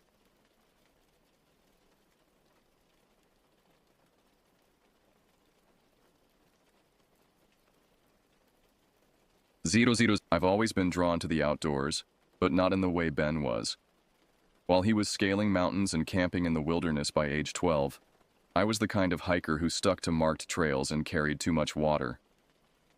Growing up in Seattle meant the mountains were always calling, but I answered cautiously, preferring the well-worn paths of Discovery Park to the rugged backcountry. That's probably why Ben and I clicked when we met during freshman orientation at UW. He was everything I wasn't, fearless, spontaneous, with a near-religious devotion to outdoor adventure. Where I saw danger, he saw opportunity. While I meticulously planned each hike with trail maps and weather forecasts, he'd throw a sleeping bag in his truck and drive until he found somewhere interesting. Our friend group formed organically over those 4 years. Lisa came into the picture during sophomore year, when Ben quite literally ran into her while racing down the stairs in the library. She was his perfect match, equally adventurous, but with a quiet intensity that balanced his boisterousness. Sarah was my study partner in environmental science, and we bonded over late-night cram sessions and shared anxiety about final projects. When she started dating Mike in our junior year, he joined our weekend excursions, though we never quite seemed to share our enthusiasm for the outdoors. After graduation, we all landed jobs in Seattle, and our adventures became more sporadic. Weekend camping trips turned into monthly happy hours. Trail runs became coffee dates. Life was happening, as it tends to do, pulling us slowly but surely into the gravity of adulthood. That's why when Ben called about his family's cabin in northern Idaho, it felt like a lifeline. "It's perfect," he said, his voice crackling with excitement over the phone. No cell service, no Wi-Fi, just us in the woods, like old times. I could hear the grin in his voice. Plus, it's free. My parents haven't been up there in years, but the place is still standing. I should have asked more questions. Should have wondered why his parents had abandoned a perfectly good cabin in the woods. Should have noticed the slight hesitation in his voice when I asked about the last time he'd been there. But I didn't. Because Ben had never steered us wrong before, and because part of me desperately wanted to recapture that feeling of possibility that seemed to fade a little more with each passing year. So I said yes. We all did. 5 friends, 1 cabin, 2 nights in the woods. It seemed like the perfect escape. When I think back now, I try to remember if there were signs, warning flags I should have seen. But the truth is, everything seemed normal right up until it wasn't. The only thing that sticks out in my memory is what Sarah said to me the night before we left. We were having our usual Thursday coffee, and she seemed distracted, playing with her cup sleeve. "Do you ever get the feeling," she said, not quite meeting my eyes, "that some places don't want to be found?" I laughed it off then, told her she was being dramatic. But now, years later, those words haunt me. Because she was right. Some places don't want to be found. And some places, once they find you, never let you go. The week leading up to the trip was a flurry of preparation. Though looking back, we prepared for all the wrong things. Ben shared an old topographical map he'd found in his parents' garage, the paper yellowed and creased with handwritten notes in the margins I couldn't quite make out. The cabin was marked with a small X, about 15 miles from the nearest town of Miller's Fork. I threw myself into research, reading about the local wildlife, mostly black bears and mountain lions, nothing too concerning, and the history of the area. Miller's Fork had been a logging town in the early 1900s, but now it was barely a dot on the map, population hovering around 200. The Forest Service maintained some trails in the region, but where we were going was off the grid. Our equipment list grew longer each day. I bought a new hiking backpack, emergency flares, and enough trail mix to feed a small army. Lisa, ever practical, focused on first aid supplies. Sarah borrowed a high-end camera from work, talking about documenting the trip. Mike seemed less enthusiastic, but he contributed a set of walkie-talkies, just in case. The night before we left, I had trouble sleeping. Not from fear, at least I don't think it was fear, but from a strange sort of anticipation. I kept thinking about that map, about those handwritten notes I couldn't read, about how Ben's voice had wavered just slightly when he talked about the cabin. I did one final equipment check at midnight, laying everything out on my living room floor. Hiking boots, broken in but still sturdy, topographical maps and compass, first aid kit with extra supplies, 3 days worth of food and water, emergency shelter and sleeping bag, flashlights and extra batteries, matches in waterproof containers, multi-tool and hunting knife. Everything a prepared hiker could need. Everything except protection from what was actually waiting for us. We left Seattle early Friday morning, the September sun still hiding behind the Cascades. Ben's old Ford Bronco was packed to the ceiling, our gear tetrased into every available space. The drive east was beautiful in that melancholic way that early fall can be, the trees just starting to turn, patches of yellow and red breaking up the endless green. The transformation was gradual. First, the highways gave way to state roads, then to county roads, then to something that barely qualified as a road at all. The trees grew taller, closer together, their branches reaching over the narrow dirt track like grasping fingers. The GPS lost signal somewhere past Miller's Fork, but Ben seemed confident, taking turns without hesitation. "It's like muscle memory," he said, though I noticed his knuckles were white on the steering wheel. "Used to come up here every summer as a kid." The cabin appeared suddenly, like a magic trick. One moment we were surrounded by dense forest. The next we were in a small clearing. The building squatted there, a dark shape against the darkening sky, its windows like empty eyes. It was bigger than I'd imagined. 2 stories of weathered wood and rusty metal, with a steep pitched roof and a stone chimney that listed slightly to one side. I remember the silence when we stepped out of the car. Not the peaceful quiet of nature, but something deeper, more absolute. No bird song, no rustle of leaves, just the sound of our own breathing and the settling of the Bronco's engine. "Home sweet home," Ben said, but his laugh seemed forced. Inside, the cabin smelled of dust and decay and something else, something metallic that made my nose twitch.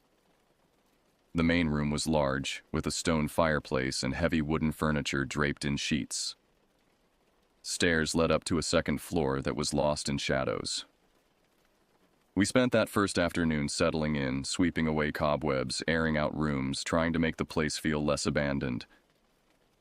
But there was something off about it all. The way the floorboards creaked under our feet, always a beat after we'd stepped. The way the windows seemed to darken too quickly as the sun set. The way the shadows moved when we weren't looking directly at them. Sarah was the first to say something. We were in the kitchen, unpacking supplies, when she grabbed my arm. "Listen," she whispered. I did, but I heard nothing. "That's just it," she said. "It's too quiet. Where are all the animals?" She was right. In all my years of hiking, I'd never experienced silence like this. But before I could respond, Ben called us into the main room. He'd gotten a fire going, and the warmth pushed back the shadows, created a circle of light that felt almost safe. Almost. That first night set the tone for everything that followed. We tried to keep things normal, drinking beers around the fire, telling stories, pretending we couldn't feel the weight of the darkness pressing in around us. But there were moments when the conversation would die suddenly, and we'd all find ourselves listening to something that wasn't there. The trouble really started the next morning. Ben wanted to show us some old hiking trails he remembered from his childhood, paths that weren't on any map but supposedly led to amazing views. We packed light, just water, snacks, and basic safety gear. The morning was crisp, autumn cold, our breath forming clouds in the air. The trail Ben chose started behind the cabin, barely visible through years of overgrowth. As we walked, I noticed something odd about the vegetation. The trees seemed to grow at strange angles, their trunks twisted and gnarled in ways that didn't look natural. And there were these patches where nothing grew at all, perfect circles of bare earth that felt cold to the touch. About 2 miles in, Sarah found the first marker. It was carved into a tree trunk at eye level, a simple symbol that looked like a stick figure, but with too many limbs. The cuts were fresh, the wood still light against the dark bark. "That wasn't here when I was a kid," Ben said, his voice uncertain. "Must be some new trail markers." But even as he said it, we knew he was wrong. This wasn't any trail marker I'd ever seen, and I'd been hiking these mountains for years.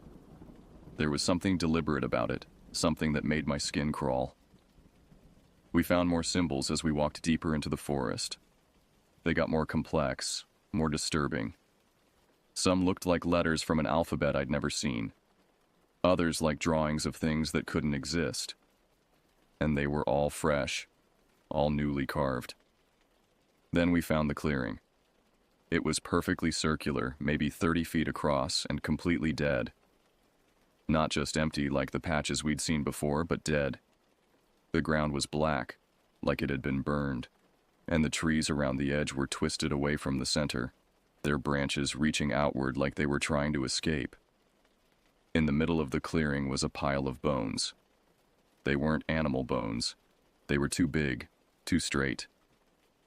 But they weren't quite human either. They'd been arranged in a pattern, like some kind of grotesque artwork. And they were clean, impossibly clean, like they'd been bleached by the sun. Except there was no sun here, no light penetrated the canopy above this clearing. Mike was the first to step forward, drawn by some morbid curiosity. "This has to be some kind of joke," he said, reaching for one of the bones. "Don't touch it!" Lisa's voice was sharp, panicked. But it was too late. The moment Mike's fingers brushed the bone, something changed. The air got thicker, heavier, like we were underwater. And the silence, that unnatural silence that had been following us since we arrived, suddenly broke. It started as a low hum, just at the edge of hearing. Then it grew, becoming a vibration we could feel in our teeth, in our bones. The pile of bones began to tremble, small pieces clicking together like horrible wind chimes. And then we heard the scream.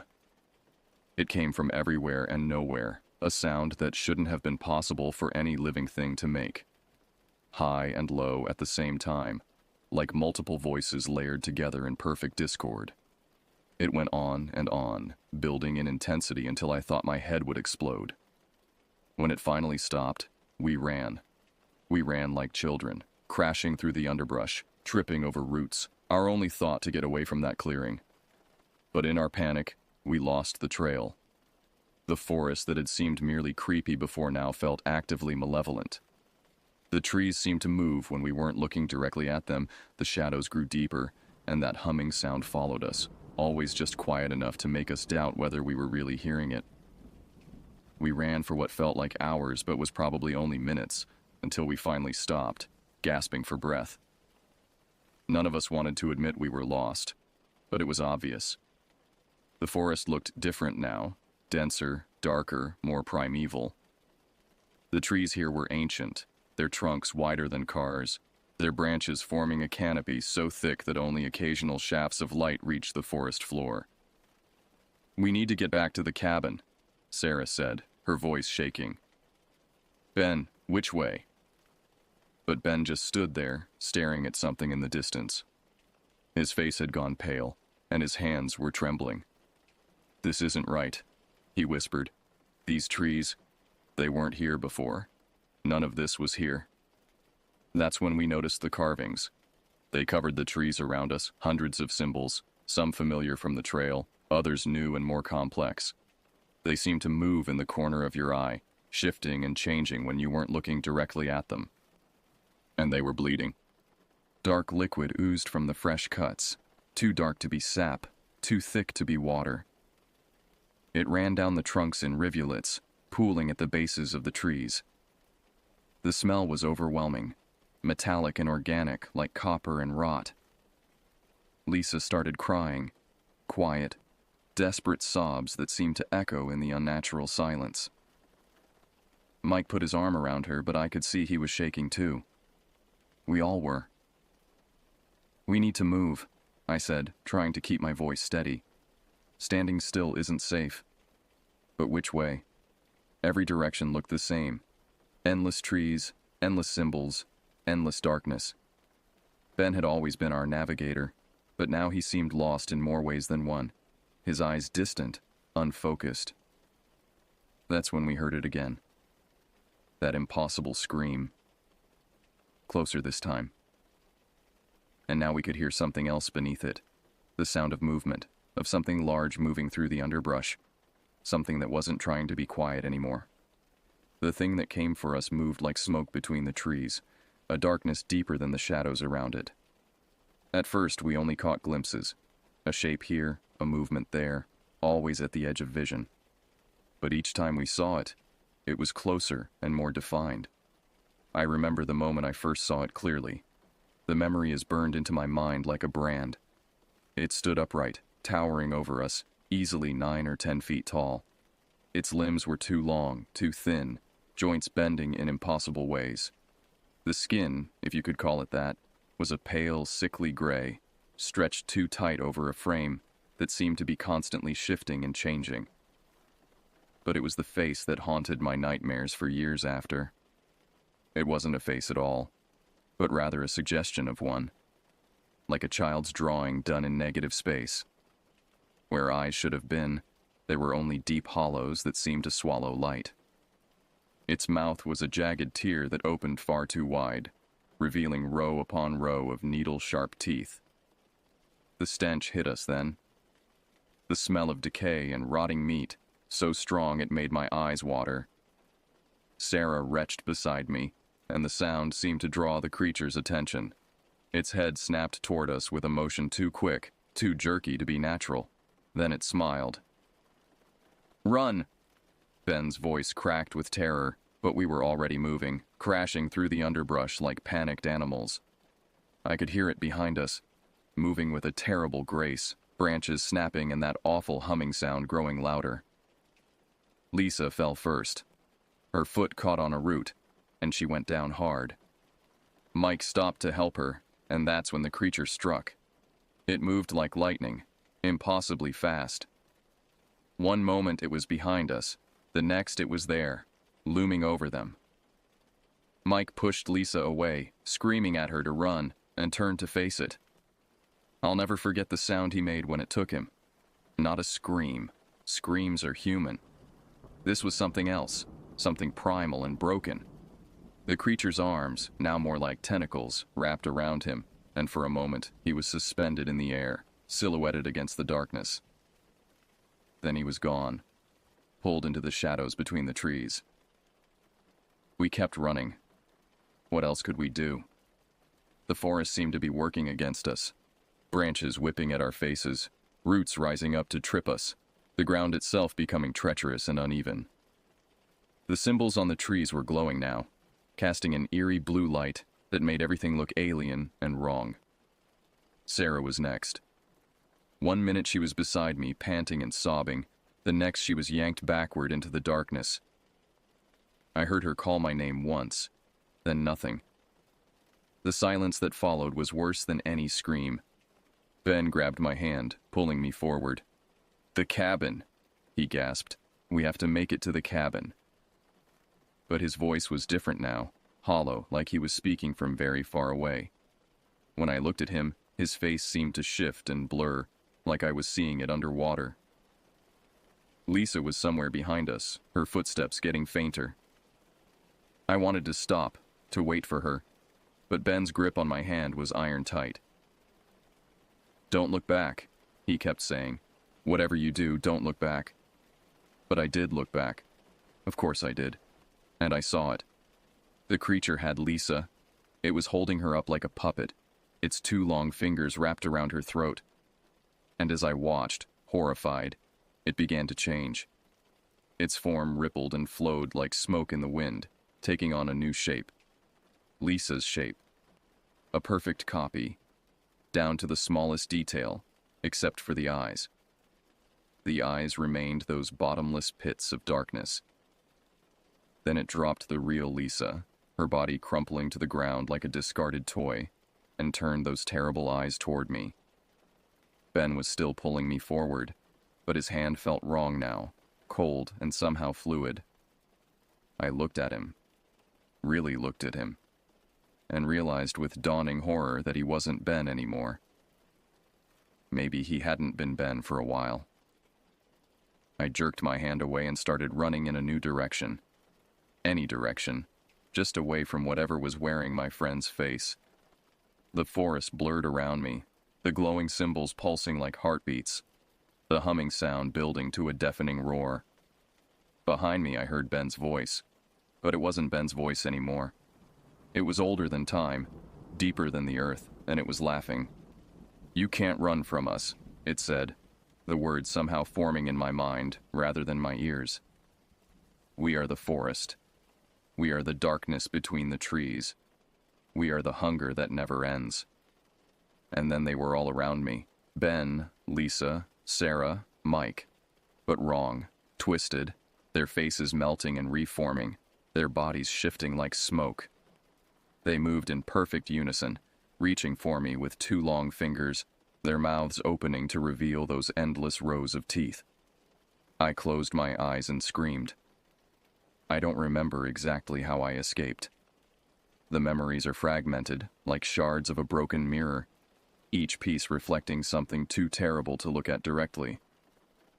I remember running until my lungs burned and my legs gave out. I remember falling, crawling, dragging myself through the underbrush while that awful laughter echoed through the trees. The sky was starting to lighten when I finally broke through the tree line onto a road. Not the dirt track we'd driven in on, but a proper paved highway. A trucker found me there, huddled in the pre-dawn darkness, covered in dirt and blood, most of it my own. He said I was speaking in tongues, repeating words that didn't make sense, drawing symbols in the dirt with shaking fingers. The hospital kept me for a week. Physical injuries, multiple lacerations, mild concussion, severe dehydration, and exhaustion. But it was the psychological evaluation that kept me there. How do you explain to a psychiatrist that your friends were taken by something that could wear their faces? That the forest itself had turned against you? That symbols carved into trees had bled? The police searched, of course. They found Ben's Bronco exactly where we'd left it, but there was no cabin. Just more forest, endless trees stretching in every direction. They found no bodies, no evidence of violence, no sign that anyone had been there at all. The official report listed my friends as missing persons, probably lost in the wilderness. They suggested that I had hallucinated most of it, a combination of panic, dehydration, and exposure. Maybe they were right. Sometimes I almost convince myself of that. The nightmares started almost immediately, not the usual kind that fade with morning light, but vivid terrors that felt more like memories. I would see them. Ben, Lisa, Sarah, Mike, standing at the foot of my bed, their faces shifting and changing, those bottomless black eyes staring into mine. I would wake up screaming, my sheets soaked with sweat, the taste of copper in my mouth.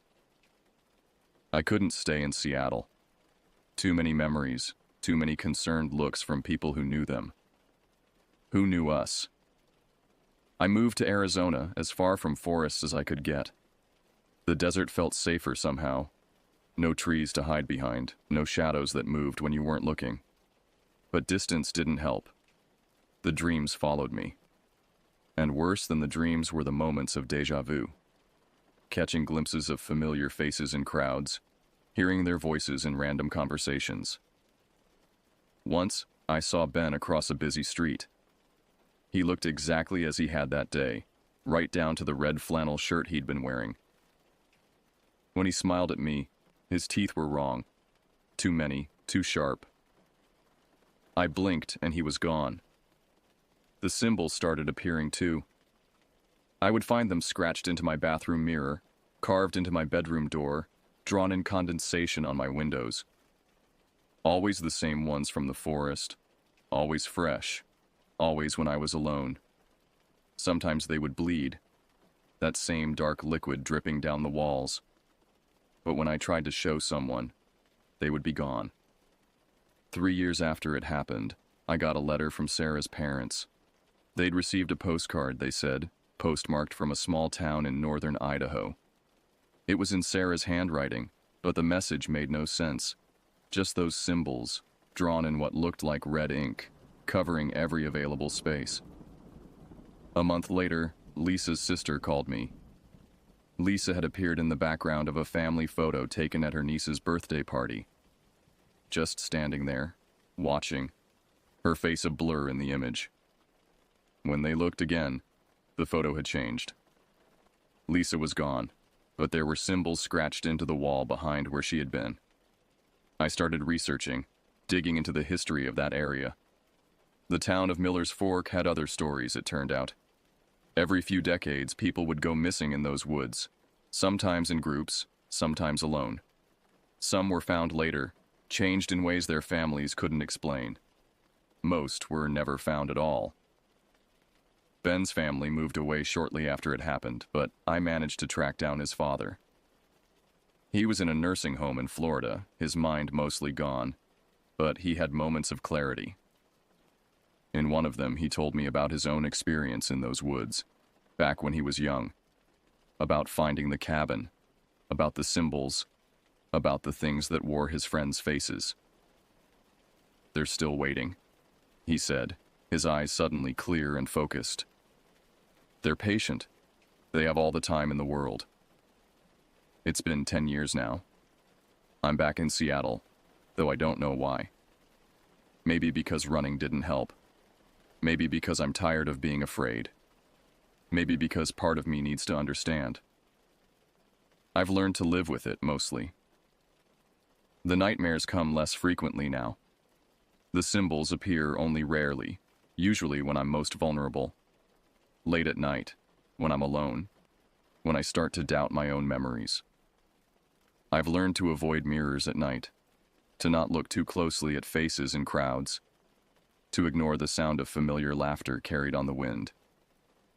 But sometimes, on cold autumn nights when the wind moves through the trees just right, I hear that humming sound again. And sometimes when I'm driving past the mountains, I catch glimpses of something moving between the trees. Something tall and thin, with too many limbs and a face that isn't a face at all. I don't go hiking anymore. I don't go into the woods. But sometimes the woods come to me. In dreams, in memories, in reflections caught in darkened windows. And always, they're waiting. Because that's the thing about places that don't want to be found. Sometimes they find you instead. And once they do, they never really let you go. I know they're still out there, wearing my friends' faces, moving through the darkness between the trees. Waiting. Patient. Hungry. And sometimes in my darkest moments, I wonder if I really escaped at all. If this life I'm living now is real, or if I'm still there in that forest, trapped in an endless loop while something else wears my face, lives my life, writes my story. I guess I'll never know for sure. But if you're reading this and you find yourself driving through northern Idaho, stay on the main roads. Don't look too closely at the trees. And if you see a cabin in the woods that wasn't there before, keep driving. Keep driving, and don't look back. Because they're always watching, always waiting, and they have all the time in the world.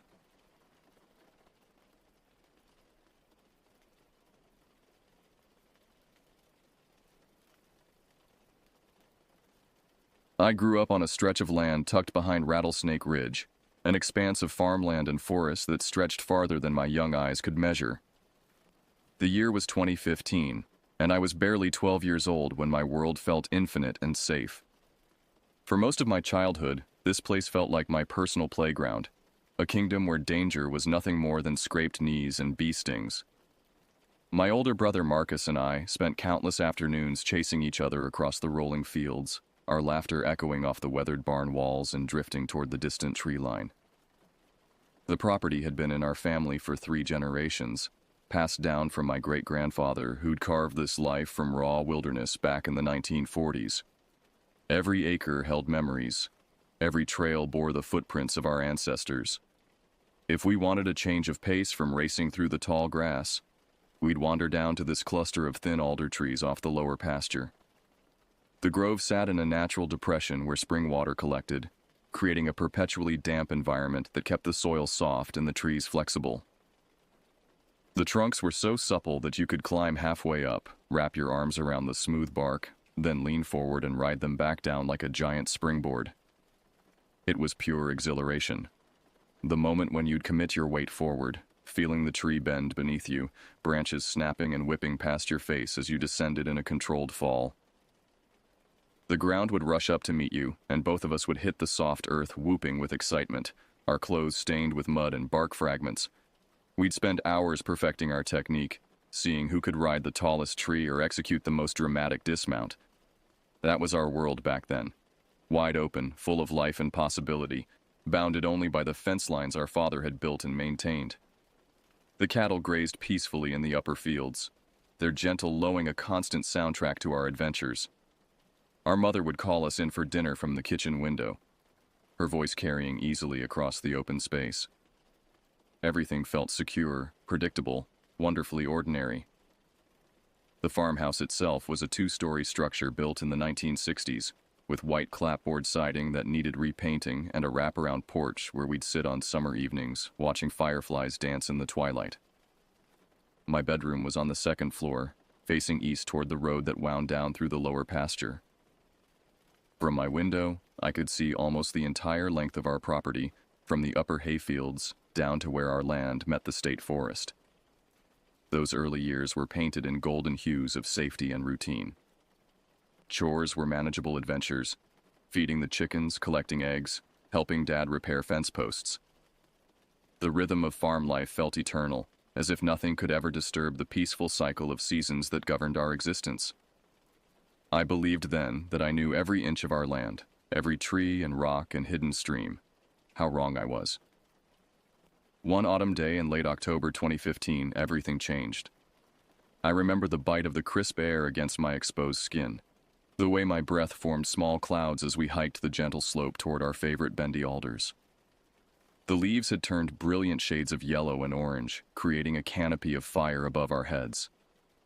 The hint of damp moss and decomposing vegetation filled our nostrils, that distinctive smell of autumn in the Pacific Northwest. Marcus and I were already knee-deep in mud by the time we reached the grove, our boots making obscene sucking sounds with each step. We were eager for the adrenaline rush we got from swaying to the ground on those flexible trunks. It had become our ritual, our way of claiming dominance over this small corner of wilderness that felt entirely ours. The familiar sounds of our games filled the air: snap, crash, the normal everyday noises that went along with our tree-riding adventures. We knew what breaking branches sounded like. Small twigs made a quick pop, like cap guns firing. Thicker ones created this deeper crack that resonated through the grove. Medium-sized branches produced a sharp report followed by the rustling cascade of leaves and debris. It never scared us. Not until we heard something that shouldn't have been there. We'd just finished a particularly successful round of our makeshift tree surfing. Marcus had managed to ride a trunk almost to the ground before executing a perfect roll that left him laughing and covered in wet leaves. I was preparing for my turn, sizing up a particularly promising alder, when a different kind of snapping started echoing through the grove. This wasn't the clean break of a branch under pressure. This was something else entirely, louder, heavier, more violent. It cut through the air with a force I'd never experienced, like the sound of entire trees being torn apart at their base. The noise had a wet, organic quality that made my stomach clench with inexplicable dread. Marcus glanced at me, his mud-streaked grin twisting into alarm, and I realized he heard it too. The expression on his face mirrored my own growing terror. Eyes wide, mouth slightly open, body frozen in the universal posture of prey, sensing a predator. We both stopped moving, our playful energy evaporating like morning mist. The cracking sounds kept rolling in, growing louder with each passing second, as if logs 2 or 3 times thicker than the ones we were playing on were being systematically destroyed. The rhythm was irregular, chaotic, but there was an intelligence behind it that made the hair on my arms stand on end. This wasn't the random destruction of a storm or the methodical work of human machinery. I tried desperately to make sense of what we were hearing. We knew the rumble of bulldozers and tractors. Our dad worked those machines all the time, and their engines had a distinctive mechanical growl. But this was different, more primal. Like some massive presence was crushing mature trunks underfoot, splintering them like matchsticks as it moved through the forest. The worst part was we couldn't see the source of the noise. The trees formed a wall of leafy shadows around us, and beyond that, everything felt eerily dim despite the afternoon light. The normal sounds of the forest, bird calls, rustling leaves, the distant lowing of cattle, had stopped completely, as if every living thing was holding its breath. Then, as suddenly as it had begun, it all stopped. Not gradually, not with a final crack that tapered off into silence. 1 second, the grove was filled with the sound of destruction. The next, it was dead quiet. The absence of sound was almost more terrifying than the noise itself. We were left standing there with our breath coming in ragged gasps, our heads craned upward, scanning the alders for a glimpse of whatever was out there. The silence pressed against my eardrums like a physical weight. My heart hammered against my ribs so hard I was sure Marcus could hear it. A cold prickle of dread coiled in my gut, spreading outward like poison through my bloodstream. The land we knew so well, the grove that had been our sanctuary, suddenly felt strange and unwelcoming. The familiar trees seemed to loom over us with menace, their shadows taking on sinister shapes that shifted and moved in my peripheral vision. I wanted to run, but my legs felt like they were made of concrete. Every instinct screamed at me to flee, to get away from this place as fast as possible. but terror had frozen me in place. Marcus was equally paralyzed, his face pale beneath the streaks of mud, his hands trembling as he gripped the trunk of the nearest alder. The air itself felt different now, charged with malevolence. What had been a cool autumn day now seemed oppressively heavy, as if the atmosphere was pressing down on us with the weight of something unnatural. The smell of decomposing leaves took on a more sinister quality, reminding me of death and decay rather than the natural cycle of seasons. Marcus started to whisper something, maybe to tell me we should head back to the house, when the most terrifying sound I'd ever heard ripped through the silence. It was a roar, but not like anything I'd heard before. Not a bear, not a cougar, not any animal I could identify. It was impossibly deep and powerful, seeming to come from everywhere at once. The sound hit me like a physical blow, reverberating through my chest cavity and making my bones ache. It carried undertones of rage and hunger that bypassed my rational mind and spoke directly to some primitive part of my brain that still remembered when humans were prey. Every hair on my neck and arms prickled as if I'd been struck by lightning. The roar seemed to go on forever, building in intensity until I thought my eardrums might burst. It was so powerful I could feel it in my feet, vibrating up through the ground and into my bones. Birds exploded from the trees around us, their panicked cries adding to the chaos as they fled in all directions. When it finally ended, the silence that followed was even more oppressive than before. My ears were ringing, and I realized I was hyperventilating. Marcus had gone completely white, his eyes wide with primal terror. We both understood without speaking that we had just heard something that shouldn't exist. My legs seemed to move on their own, stumbling backward away from the tree line where the sound had originated. Marcus was right beside me, muttering words under his breath that I couldn't make out. Prayers, maybe, or just the kind of mindless verbal noise people make when their minds can't process what they've experienced. We didn't linger to see if the creature, if that's what it was, would step into view. The thought of actually seeing whatever had made that sound was more terrifying than our current ignorance.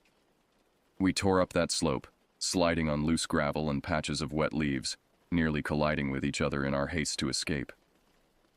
I remember the metallic taste of adrenaline flooding my mouth, the way my heart felt like it might explode from the strain. Behind us, the grove remained silent, but I could feel something watching us retreat. The sensation of unseen eyes tracking our movements made my skin crawl and added speed to our desperate flight. When we reached the house, we barged in through the back door, panting so hard it took a full minute before either of us could speak coherently. Our mother stood at the kitchen sink, alarmed by our sudden, disheveled appearance. We were covered in mud and leaves, our faces flushed from exertion and terror, our eyes still wide with shock. As soon as we tried to explain, babbling about snapping trees and an impossible roar that seemed to come from hell itself, her face softened into a look I recognized all too well. It was the expression adults get when they think children are letting their imaginations run wild. Patient but dismissive, kind but utterly unconvinced. "Probably just a bear," she said with that maddeningly calm tone parents use when they think they're being reasonable. "Or you two just got yourselves worked up playing in those trees. You know how sounds can echo strangely in the forest." No matter how hard we insisted it was bigger, louder, more frightening than any bear could possibly be, she wouldn't budge from her explanation. We tried to describe the systematic destruction of trees, the inhuman quality of the roar, the way every other sound in the forest had stopped, as if nature itself was cowering in fear. But the more details we provided, the more she seemed convinced we were embellishing a simple wildlife encounter. "Bears can be quite loud when they're establishing territory," she said, turning back to her dishes as if the matter was settled. "Especially this time of year when they're preparing for winter.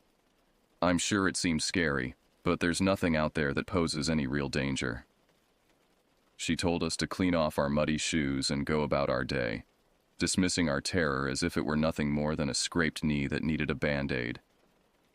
The casual way she brushed off our experience made me feel small and helpless. How could she not understand that something fundamental had changed? How could she act as if the world was still the same safe place it had been that morning? That night, I could barely settle into my bed. The familiar creaks and groans of the old house, sounds that had always been comforting, now seemed ominous. Every time I closed my eyes, my thoughts wandered back to the moment that relentless crashing fell silent, and how that unearthly roar seemed to rip through the very fabric of reality. The lower pasture, the place that had once felt like our personal amusement park, now felt like a different realm altogether, a place where unknown things prowled and hunted. I wanted desperately to forget it, to chalk it up to an overactive imagination like my mother had suggested, but I couldn't push it from my mind. Sleep, when it finally came, was fitful and full of nightmares.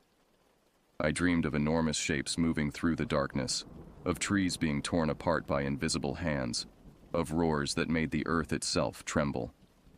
I would wake in cold sweats, my sheets soaked with perspiration, my heart racing as I strained to listen for sounds from outside. During the day, I found myself constantly glancing toward the lower pasture, expecting to see some sign of the previous day's encounter. But the grove looked exactly as it always had, peaceful, innocent, giving no hint of the terror it had hosted. This somehow made everything worse, as if the land itself was conspiring to make me doubt my own memories. I began to understand why people didn't report strange encounters. It wasn't just the fear of ridicule, it was the way reality seemed to reassert itself, making the extraordinary seem impossible even to those who had experienced it firsthand. But I knew what I had heard, and I knew that our little corner of paradise had been invaded by something that shouldn't exist. It had been 3 weeks since that day in the alder grove, and I was still on edge every waking moment. During daylight hours, I managed to keep most of the worry tucked away in the back of my mind, buried under schoolwork and chores and the desperate attempt to maintain some semblance of normalcy. But once the sun dipped below the ridgeline, painting the sky in shades of orange and purple, all bets were off. Night became my enemy. Every snapping twig outside my bedroom window turned my thoughts back to whatever had roared at us from the depths of the grove. The familiar sounds of the farm, cattle lowing, the barn door creaking in the wind, the distant hoot of an owl, all took on sinister undertones. I would lie in bed, rigid with tension, parsing every noise for signs of danger. My parents noticed how tense I became each time I had to walk down to the barn for evening chores. They offered no real comfort beyond their continued insistence that we had simply encountered a confused bear. Their rational explanations felt like betrayals, as if they were choosing deliberate blindness over the safety of their own children. One evening in mid-November, exhaustion finally got the better of me. I'd spent hours chasing down a stray calf that had somehow gotten through a gap in the fence, and the physical exertion had drained me completely. I remember collapsing onto my bed still half-dressed, my muscles aching from the effort, drifting in and out of that twilight state between waking and sleeping. The old flip clock on my nightstand cast its faint green glow across the room, the numbers changing with soft mechanical clicks that usually helped lull me to sleep. Outside, November wind rattled the windows in their frames, and bare tree branches scraped against the house with sounds like fingernails on wood. It must have been nearly 2 in the morning when I stirred, my bladder finally overriding my exhaustion. The clock display read 1:47, those bright illuminated numbers casting a hazy light that made everything else in the room seem even darker by comparison. My eyes felt gritty with fatigue, but nature was calling insistently. I swung my feet over the edge of the mattress, the hardwood floor cold against my bare soles. That was when I happened to glance toward the window, and my blood turned to ice in my veins. At first, I saw just the road, the familiar dirt path that wound down through the lower pasture toward the state forest. We'd cleared several trees near the house the previous summer to improve the view, so I had an unobstructed sight line all the way to the tree line. The moon was full and high, bathing everything in that peculiar silver light that makes the world look like a black and white photograph. I blinked hard, trying to convince myself that fatigue was playing tricks on my vision. But there, off to the right near the edge of the forest, something was moving. As I watched in mounting horror, it stepped into clearer view. The figure was impossibly tall and broad, unlike any human being I'd ever seen. Even at a distance of several hundred yards, I could make out the dark silhouette of massive shoulders that seemed to dwarf the fence posts nearby. Its head looked proportionately huge, though the darkness made it impossible to discern any features. The thing's entire body seemed to radiate a kind of wrongness that made my skin crawl. Our property line fence down there was exactly 5 feet tall. I knew because I'd helped Dad install it the year before. Yet this figure's torso hovered well above it, suggesting a height that had to be at least 8 or 9 feet. The scale was all wrong, like something from a nightmare had stepped into the real world. I froze in terror, my bare feet glued to the floor, watching as the thing took 2 enormous strides across the dirt road. That's how I knew beyond any doubt that it wasn't human. No person could cross that 20-foot span so quickly, especially not while maintaining such an unsettling grace. It moved like it weighed nothing, gliding across the ground with a fluidity that defied physics. My thoughts immediately flashed back to that explosive roar in the alder grove, and a jolt of pure terror coursed through my nervous system. The connection was undeniable. This had to be the same entity, some unknown creature that had claimed our land as part of its territory.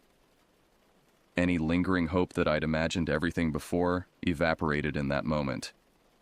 The thing moved with purpose, not like an animal wandering randomly, but like something with intelligence and intent. It paused at the edge of the road, and for a heart-stopping moment, I thought it might be looking directly at the house. At me.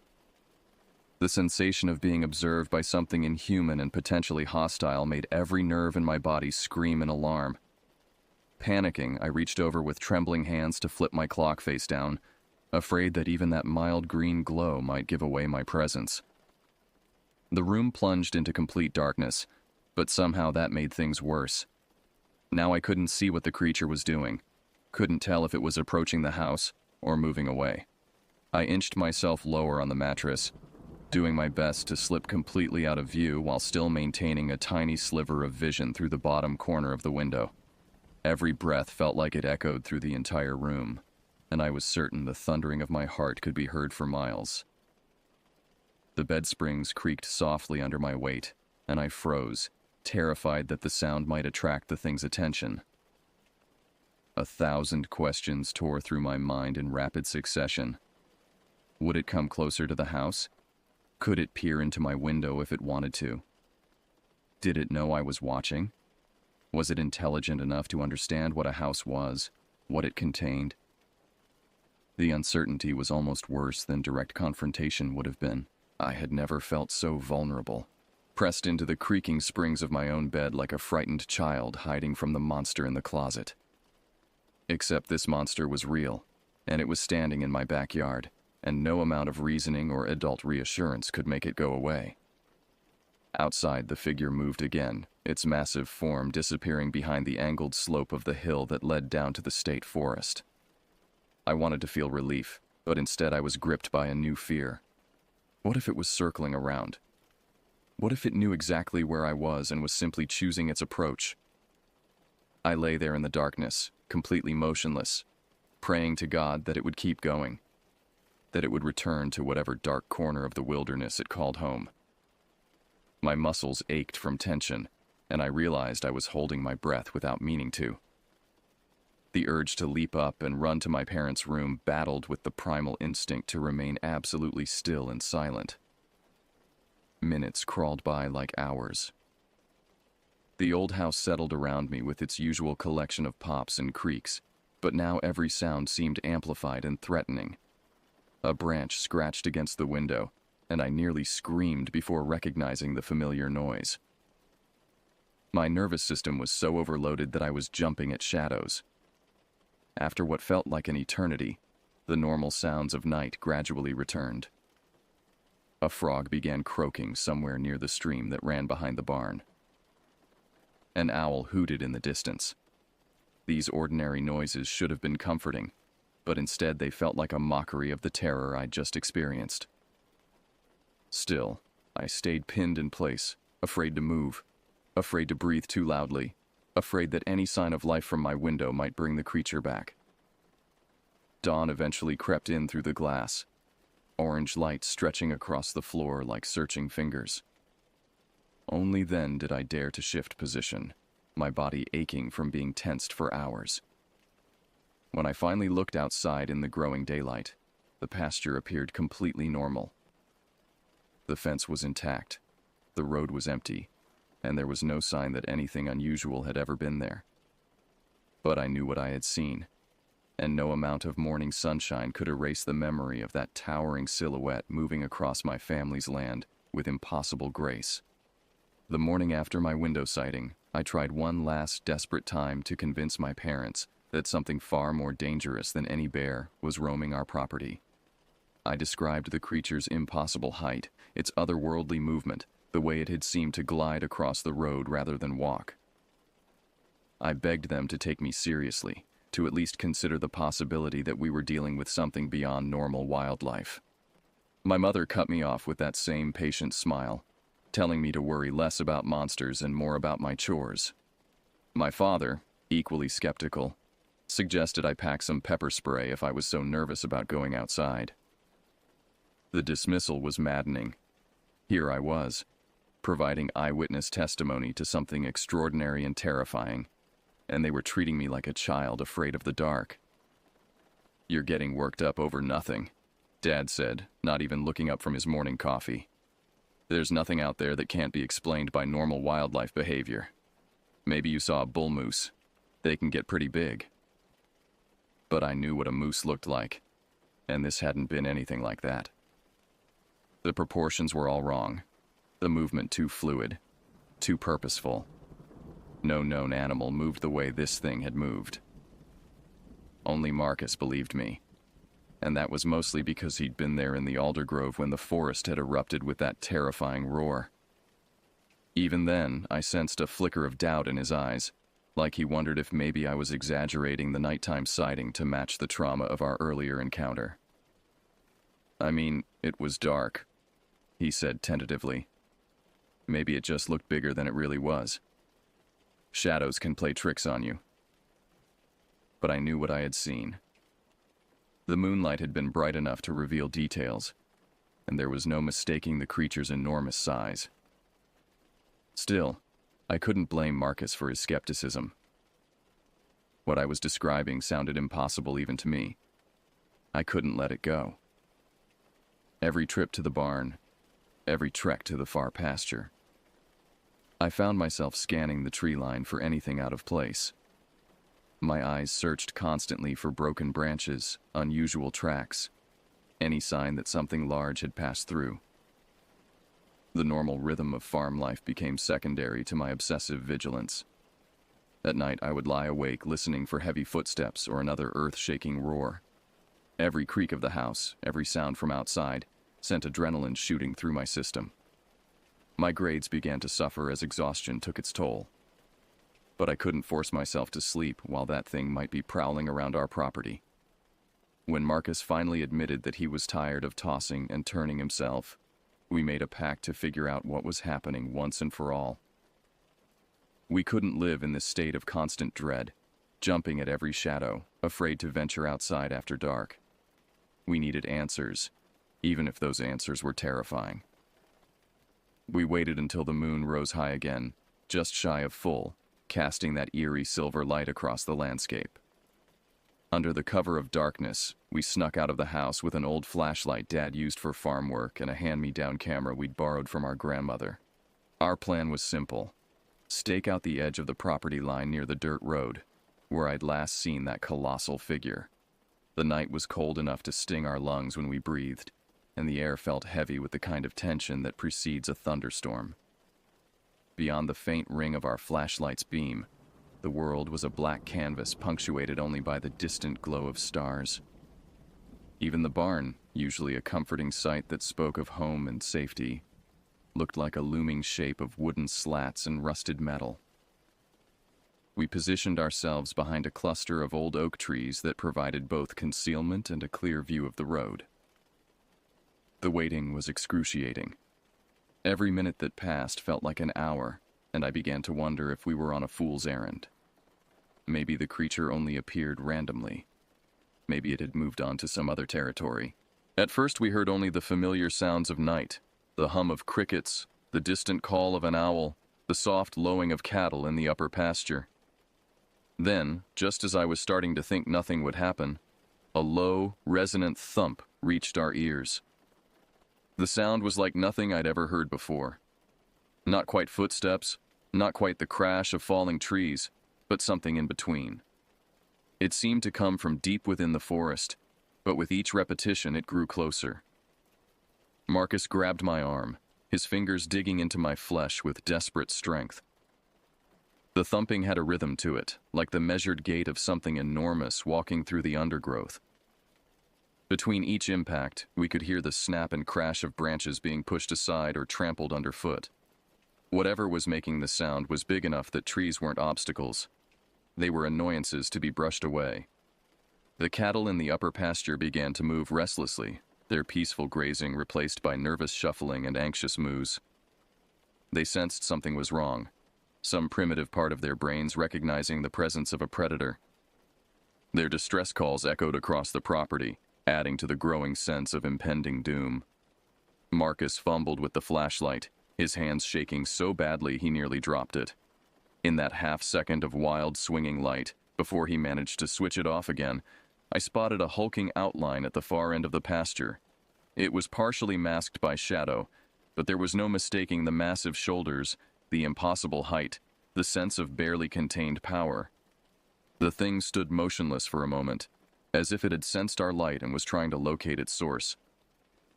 Then it took a step forward, and the ground seemed to vibrate under its weight. Another step, and I could hear the wet squelch of mud being compressed under enormous feet. That's when it roared.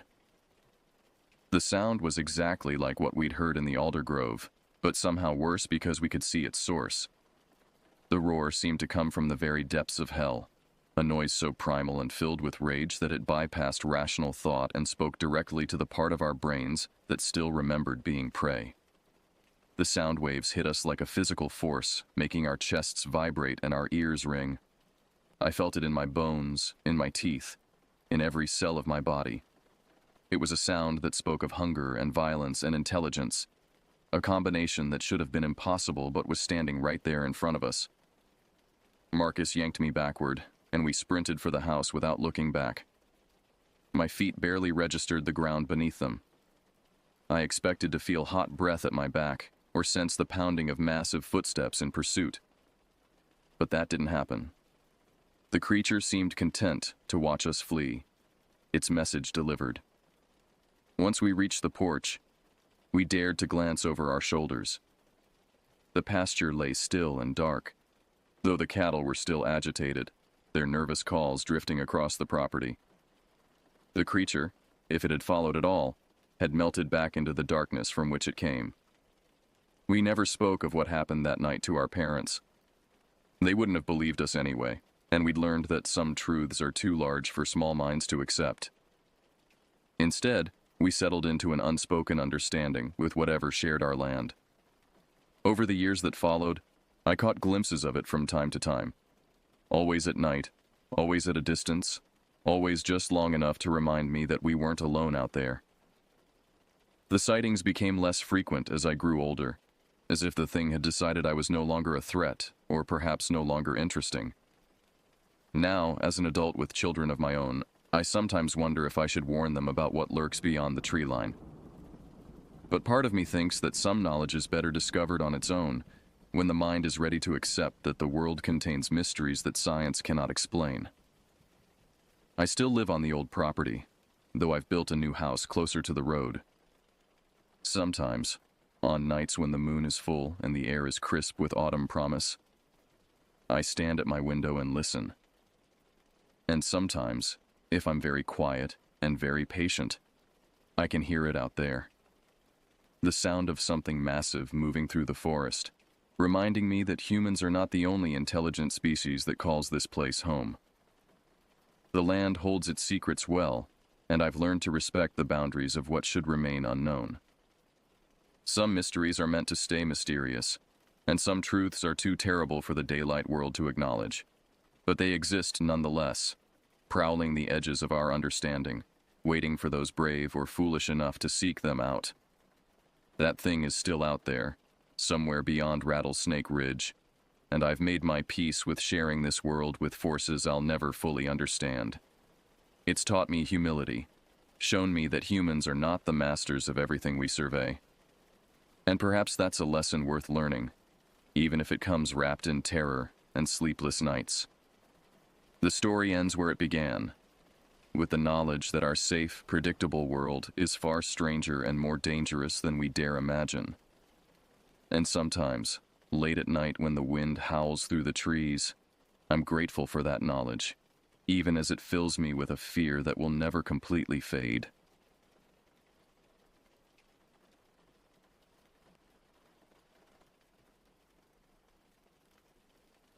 I never believed in ghost stories or things that lurked in darkness. Growing up in a forgotten corner of Utah, you learn that the vast landscape plays cruel tricks on the mind. Our house occupied the final boundary where civilization surrendered to wilderness, a thin line drawn in dirt and broken dreams. Behind our weathered fence stretched an endless field of scrub brush and alkaline soil, extending toward distant mountains that appeared to float like mirages in the desert heat. On windless afternoons, dust devils would materialize from nothing, spinning across the barren earth with an intelligence that made my stomach tighten with unease. The sensation of living at the world's edge never left me. Beyond our property lay only emptiness, no roads, no buildings, just the kind of desolation that swallows sound and leaves you questioning whether you truly exist. My closest neighbor, Benedict, lived in the house next door, though next door meant across 50 yards of wild grass and scattered stones. Our homes marked the absolute terminus of Sagebrush Lane, a street that ended in an unfinished cul-de-sac. The city had planned expansion decades ago, carving the circular road into hard-packed earth before abandoning the project entirely. That empty circle of asphalt became a monument to forgotten ambitions, cracking under relentless sun and winter frost. Benedict's basement served as our refuge during those long summer days of 2020. The space contained little more than a sagging couch, a television that flickered between channels without warning, and a small refrigerator that hummed with mechanical distress. A single window well provided the only natural light, a rectangular portal that revealed nothing but weeds and sky during daylight hours. When darkness fell, that same window transformed into something menacing. The glass reflected only black void, creating the impression that we were being watched by invisible eyes. Neither Benedict nor I acknowledged this feeling aloud, but we both began avoiding that side of the basement after sunset. The first disturbance came on a Tuesday night in late June. We were deep into a gaming session, controllers clicking furiously, when a sound drifted through the window, a slow, deliberate scraping accompanied by wet, gurgling breaths. The noise lasted perhaps 10 seconds before fading into silence. We paused our game, exchanging glances that conveyed shared unease. Benedict suggested it might be a stray dog, or perhaps a raccoon searching for food. I agreed quickly, eager to accept any rational explanation. But something about the rhythmic nature of the scraping troubled me. Animals move with purpose or panic. This sound carried neither urgency nor randomness. Over the following weeks, the disturbances became routine. Always at night, always the same combination of scraping and that horrible wet breathing. We developed the habit of turning up the television volume whenever the sounds began, drowning them out with artificial noise. Yet even through the electronic chatter, we could sense movement outside that window. One evening, driven by curiosity stronger than fear, we aimed flashlights through the glass. The beams revealed nothing but empty ground and scattered weeds, yet shadows seemed to shift at the edges of illumination. The next morning, we searched for tracks in the soft earth around the window well, finding only smooth soil marked by random patches of scrub grass. The absence of evidence disturbed me more than footprints would have. Something was creating those sounds, yet leaving no trace of its presence. Logic demanded an explanation that my mind refused to provide. As July melted into August, the atmosphere around our homes began to change. The air felt heavier during daylight hours, as if the field itself was holding secrets just beneath its surface. When wind moved through the low bushes, the rustling sounded less like nature and more like whispered conversations in a language I couldn't understand. Benedict received news that his family would relocate to Salt Lake City before school resumed. The announcement hit me like a physical blow, not just the loss of my best friend, but the prospect of facing whatever lurked beyond that window alone. We spent our remaining weeks together with desperate intensity, as if constant activity could prevent the inevitable separation. During those final days, both of us noticed changes in our surroundings that we couldn't explain. The streetlight at the cul-de-sac's entrance flickered erratically before dying completely, leaving that end of the road in absolute darkness. Utility workers came twice to replace the bulb, but it failed again within hours each time. Eventually, they stopped trying. The broken light created a pool of impenetrable shadow that seemed to expand each night, creeping closer to our houses like spilled ink. Standing on Benedict's back porch after sunset became an exercise in controlled terror. The darkness felt alive, pressing against the edges of our property with malevolent purpose.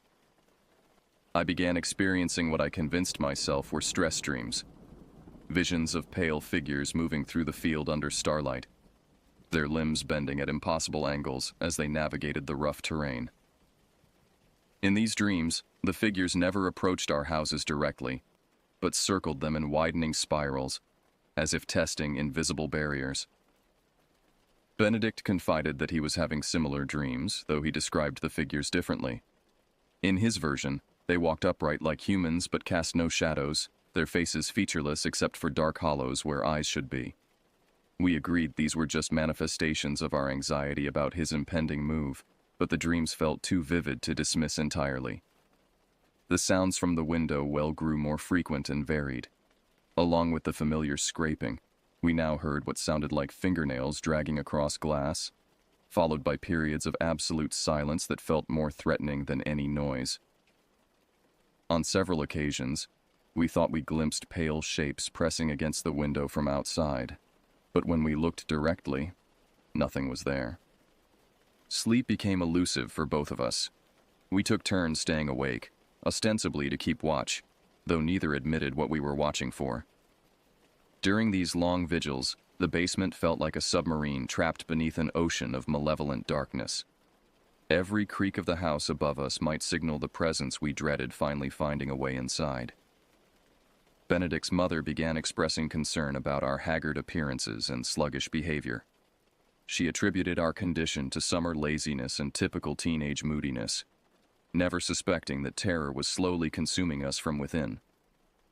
We maintained facades of normalcy during family dinners and daytime activities, saving our fears for the basement's artificial twilight. 3 days before Benedict's departure, the disturbances reached a new level of intensity. We were attempting to watch a late-night movie when the scraping sounds began earlier than usual, barely past 10 o'clock. But this time, the noise didn't come from the window well. It seemed to originate from multiple locations around the house, as if several creatures were testing different approaches. The scratching moved along the basement's foundation walls in a deliberate pattern, starting at the window and progressing methodically around the perimeter. We sat frozen on the couch, tracking the sound's progress by ear. When it reached the corner where the water heater stood, the scratching paused for several minutes before resuming with increased urgency. Above us, we heard Benedict's parents moving around the main floor, their footsteps creating a comforting reminder that we weren't entirely alone. Yet their presence also highlighted how isolated we felt in the basement, separated from help by a flight of stairs that suddenly seemed as vast as a canyon. The scratching completed its circuit and returned to the window well, where it was joined by a new sound, rhythmic tapping against the glass, as if something was knocking for entry. The taps came in groups of 3, repeated at regular intervals. We recognized this wasn't random animal behavior, but deliberate communication. Benedict found the courage to creep toward the window, flashlight in hand. I wanted to stop him, but couldn't find my voice. He pressed his face against the glass and aimed the beam upward. For a moment he remained perfectly still. Then he jerked backward, nearly falling over the coffee table. "What did you see?" I whispered. His face had gone completely white. "There's something up there. At ground level. It was looking down at me." We spent the rest of the night huddled together on the couch, every light in the basement blazing. The scratching and tapping continued until dawn, growing more insistent as the hours passed. By sunrise, we were both exhausted and terrified, but the arrival of daylight brought immediate relief.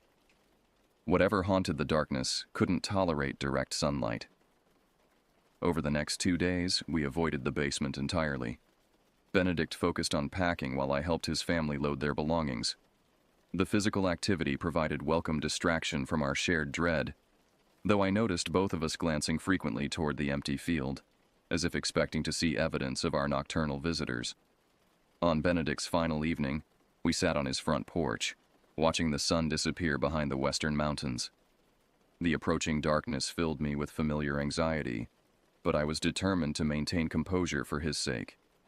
We talked about staying in touch, about visits during school breaks, about anything except the terror that had dominated our summer. As stars appeared overhead, the streetlight at the cul-de-sac's end flickered briefly before dying again.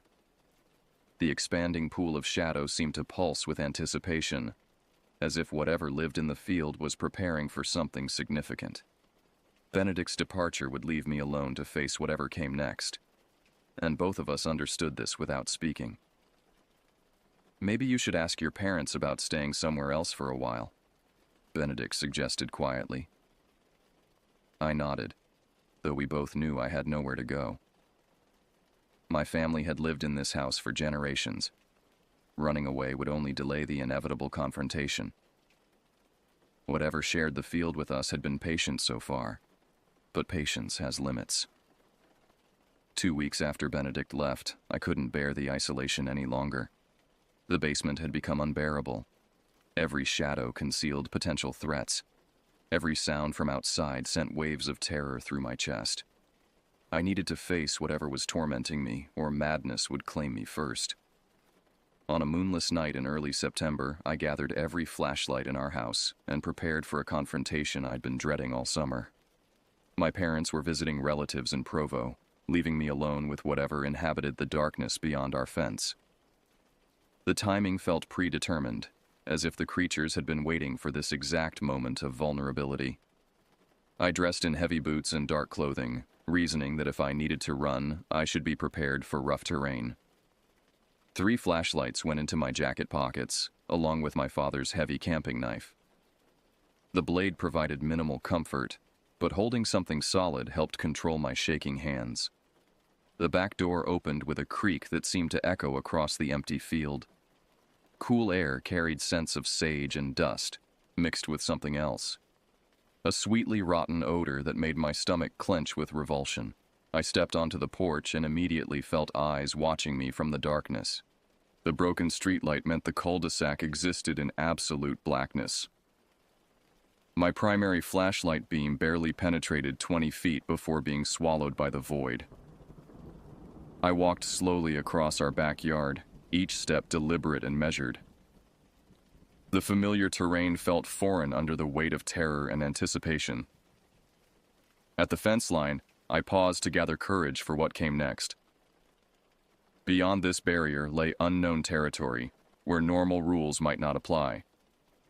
The scratching sounds that had plagued our basement emanated from this field. Whatever made them was waiting among the brush and shadow. I climbed over the fence and dropped into the field proper.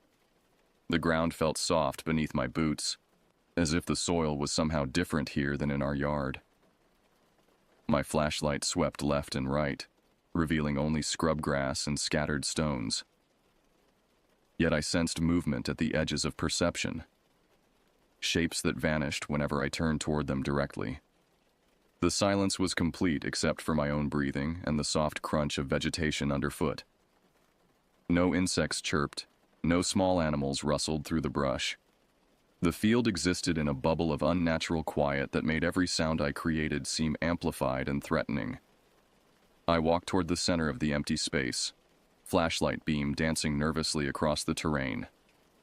My goal was simple: find evidence of whatever had been tormenting me, or prove to myself that fear had created imaginary monsters.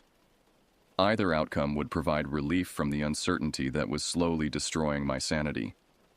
When I reached what felt like the field's midpoint, I stopped and turned in a slow circle, illuminating the area systematically.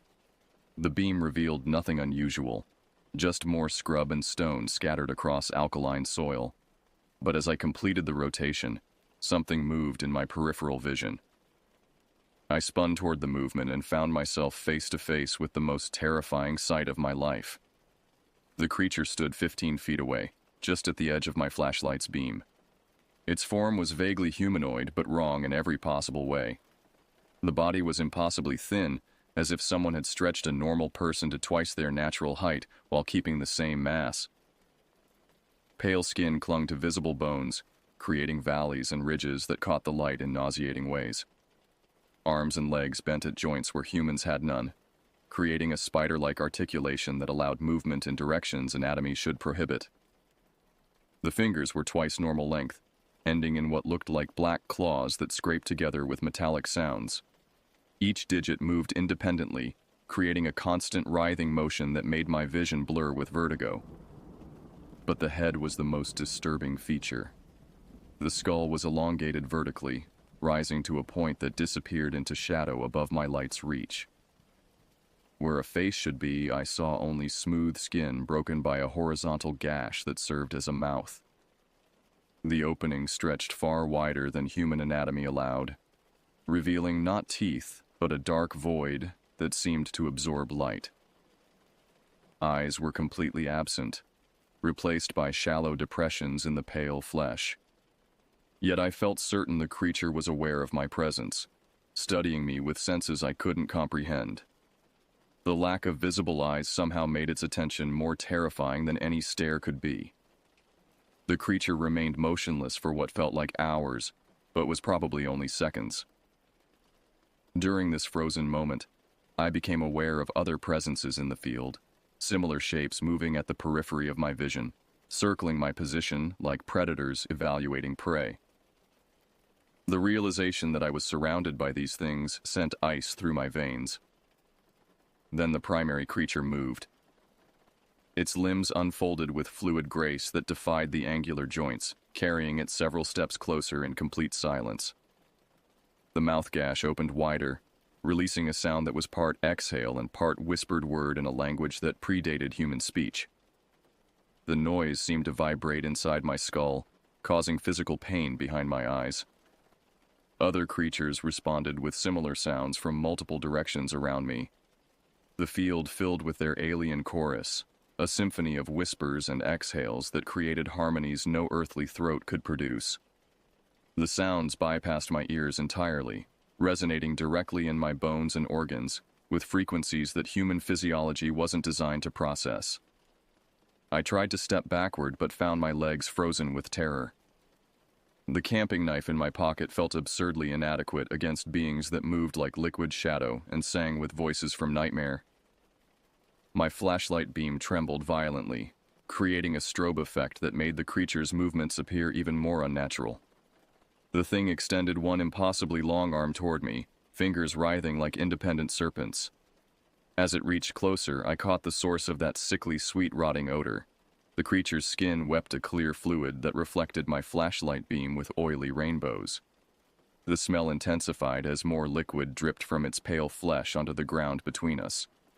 When those extended fingers were within inches of my face, some survival instinct finally broke through the paralysis of terror. I stumbled backward, nearly falling but managing to keep the flashlight trained on the creature. It didn't pursue immediately, but tilted its head with curiosity that somehow seemed more threatening than aggression. The gesture was almost human in its familiarity, yet coming from this abomination it became mockery of everything human gestures represented. This thing was studying me, learning from my reactions, perhaps deciding whether I was worth the effort of hunting. The possibility that it viewed me as nothing more than mild entertainment filled me with rage that temporarily overcame fear. Rage proved to be my salvation. Instead of continuing my retreat, I raised the flashlight higher and shouted every curse I could remember. The sudden noise and light seemed to surprise the creature, causing it to pull back its extended arm with lightning speed. For the first time since the encounter began, I felt a flicker of control over the situation. "Stay back," I screamed, though I doubted it understood English. "Get away from me." The creature's mouth gash widened further, releasing more of those bone-deep whispers. But now the sound carried a different quality. Not the predatory evaluation of before, but something closer to amusement. It was enjoying my terror, feeding off the fear that radiated from every pore of my body. Other creatures emerged from concealment around me, their pale forms catching fragmentary light as they moved through the brush. I counted at least 6, possibly more lurking beyond my flashlight's reach. They formed a loose circle, not closing distance but preventing any easy escape route toward my house. The primary creature took another step forward, its clawed feet making no sound despite the rough terrain. This close, I could see details that my mind struggled to process. The pale skin wasn't smooth but covered in tiny scales that shifted color depending on the angle of light. What I had taken for bones visible beneath the flesh were actually some kind of external plating, like armor grown from within. Most disturbing were the constant movements beneath the skin, shapes that pressed against the flesh from inside, creating rolling bulges that traveled up and down its limbs. Something lived inside these creatures, and I didn't want to discover what it might be. My second flashlight was in my left pocket. I managed to extract it without taking my eyes off the primary creature, then clicked it on and aimed it toward the circle of surrounding figures. The additional light revealed the true extent of my predicament. At least 10 creatures had emerged from hiding, all focused on my position with that terrible eyeless attention. They began moving in unison, not approaching but shifting position to maintain the circle as I turned to track them. The coordination was perfect, as if they shared a collective intelligence that allowed instantaneous communication. When one moved left, another adjusted right to compensate. When I focused my lights on a particular individual, the others would shift to maintain optimal positioning. This was pack hunting behavior, refined by intelligence far beyond animal cunning. They were herding me toward some predetermined location, probably the center of the field where escape would be impossible. Once they had me positioned exactly where they wanted, the real nightmare would begin. I broke for the gap between 2 creatures, sprinting toward what I hoped was home. My boots found loose stones and twisted beneath me, but adrenaline kept me upright and running. Behind me, the whisper song rose to a crescendo that made my teeth ache with sympathetic vibration. The creatures didn't pursue with obvious speed, but somehow they kept pace without apparent effort. When I glanced back, they seemed to be flowing across the terrain rather than running, their bizarre joints allowing movement that resembled swimming through air. Worst of all, they were silent. No breathing, no footfalls, just the continued whisper song that followed me like audible shadow. My house appeared ahead, blessed rectangles of light from windows I'd left burning. The fence line was 30 yards away, then 20, then 10. I leaped at the barrier and scrambled over with desperate strength, falling hard onto familiar grass on the other side. The whisper song stopped abruptly. When I turned back toward the field, flashlight beams searching frantically, I saw nothing but empty scrubland under starlight. The creatures had vanished as completely as if they'd never existed, leaving me gasping and shaking in my own backyard. The encounter left me fundamentally changed. Sleep became nearly impossible. Whenever I closed my eyes, I saw those pale forms circling me in the darkness, heard the bone-deep whispers that seemed to promise future encounters. During daylight hours, I felt relatively safe, but sunset brought waves of terror that no amount of rational thinking could dispel. I called Benedict several times, desperate to share the experience with someone who might understand. But describing the creatures felt impossible. Words couldn't convey the way they moved, the intelligence behind their eyeless attention, or the feeling that they were studying me for purposes I couldn't comprehend. Benedict listened patiently, but I could hear skepticism growing in his voice with each conversation. My parents returned from Provo to find me haggard and jumpy, unable to concentrate on simple tasks or maintain normal conversation. When they asked about my condition, I claimed to be coming down with a flu bug. The lie came easily, but I knew they were growing concerned about my increasingly erratic behavior. School would start in 2 weeks, which should have provided welcome distraction from my obsession with the field. Instead, the approaching deadline filled me with dread. How could I focus on classes and homework while knowing those creatures were waiting beyond our fence? How could I pretend normalcy when every sunset brought the possibility of another encounter? The scratching sounds returned to the basement window well, now accompanied by what sounded like multiple creatures testing the glass for weaknesses. I avoided the basement entirely, spending evenings in my upstairs bedroom with every light burning. But even there, I felt their presence in the field, patient and watchful. 3 nights after the encounter, I woke to find my bedroom window screen had been removed and was lying on the floor. The window itself remained closed and locked, but something had worked the screen loose from outside. My room was on the 2nd floor. Nothing human could have reached that window without a ladder. I replaced the screen and added additional locks to the window, but the message was clear. The creatures weren't confined to ground level, and physical barriers provided only minimal protection.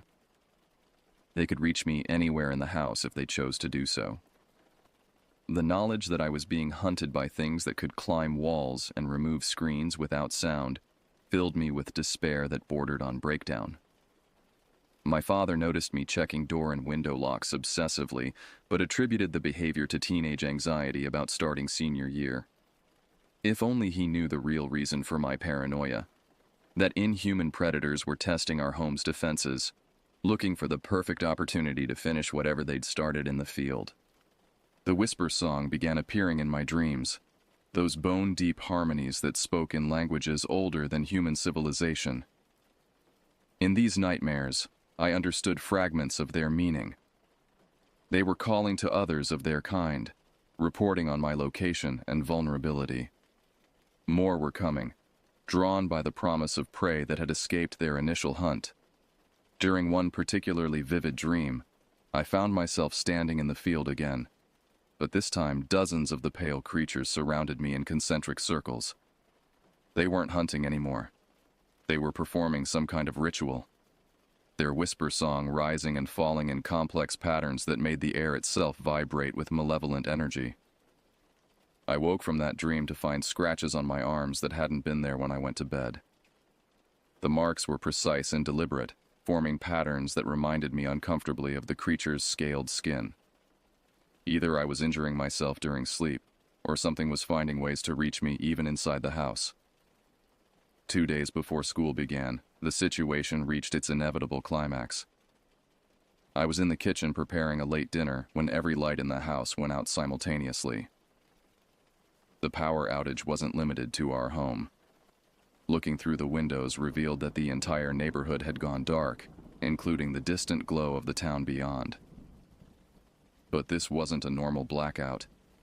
The darkness felt solid, pressing against the windows like liquid shadow trying to flow inside. My flashlight beam seemed weaker than usual, barely penetrating a few feet before being absorbed by the unnatural gloom that had settled over everything. The whisper song began immediately, rising from the field, in harmonies so complex they hurt to hear. But now the sound wasn't distant. It surrounded the house, coming from all directions as if the creatures had taken positions in our yard. They had been patient for weeks, studying my routines and the house's vulnerabilities. Tonight was their night to finish whatever they had planned. I grabbed the camping knife and my remaining flashlights, knowing they would provide little protection but needing to hold something solid. The sounds outside were changing, becoming more urgent and excited. Whatever ritual they were performing was reaching its conclusion, and I was the focal point of their attention. Glass shattered somewhere in the house. probably the basement window finally giving way under their persistent scratching. I heard movement below me. The sound of multiple bodies flowing through space is too small for normal anatomy. They were inside now, and hiding was no longer an option. The basement stairs creaked under weight that seemed far heavier than the creature's skeletal frames should carry. They were ascending slowly, savoring the anticipation of our final meeting. The whisper song grew louder as they approached, filling the house with harmonies that made the walls themselves vibrate in sympathy. I positioned myself in the living room, back against the far wall, both flashlights trained on the hallway entrance. Whatever came through that doorway would face at least token resistance. The knife felt pathetic in my shaking hand, but determination was all I had left. The first creature appeared in the beam of my lights, its impossible height forcing it to bend nearly in half to fit through the normal-sized doorway. Behind it, I glimpsed others waiting their turn to enter. They had all night, and patience was clearly one of their virtues. But as the creature straightened to its full height in the living room, something unexpected happened. The electric power returned suddenly, flooding the house with normal artificial light. The creature froze in apparent confusion, its pale skin seeming to smoke where the overhead fixtures hit it directly. It made a sound I hadn't heard before, not the whisper song, but a shriek of genuine distress. The thing stumbled backward, colliding with others still in the hallway. They began retreating immediately, flowing back toward the basement with the same fluid grace they'd used to enter. Within seconds, the house was empty except for myself and the lingering smell of that sickly sweet fluid they secreted. I heard the basement window screen being replaced from outside, followed by rapidly fading whisper song as they returned to the field. The power outage had been their doing somehow, creating the darkness they needed to enter human habitation. But they couldn't maintain the effect indefinitely, and normal light caused them genuine harm. I had learned something crucial about their limitations. Over the following weeks, as school began and routine gradually returned to my life, the creatures made no further attempts to approach the house. They remained in the field, patient as ever, but something had changed in their behavior. Perhaps they recognized that I now understood their weakness, or perhaps the failed raid had consequences in whatever hierarchy governed their species. I never saw them again, though I knew they were still there. On clear nights, I could sometimes hear fragments of their whisper song carried on desert winds. When I graduated the following spring and left for college, that sound was the last thing I heard as I drove away from the house where I'd learned that darkness holds terrors beyond human imagination. Years have passed since then, but I still check my locks obsessively and sleep with multiple light sources within reach. Some knowledge once gained can never be forgotten. And somewhere in that Utah field, patient creatures still wait in the darkness, their whisper song calling to others of their kind, preparing for the night when the lights go out and don't come back on.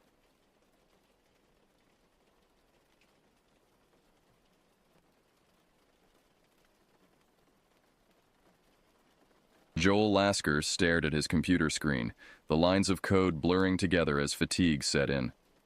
It was past midnight, and the harsh glow of the monitor was the only light in his cramped studio apartment.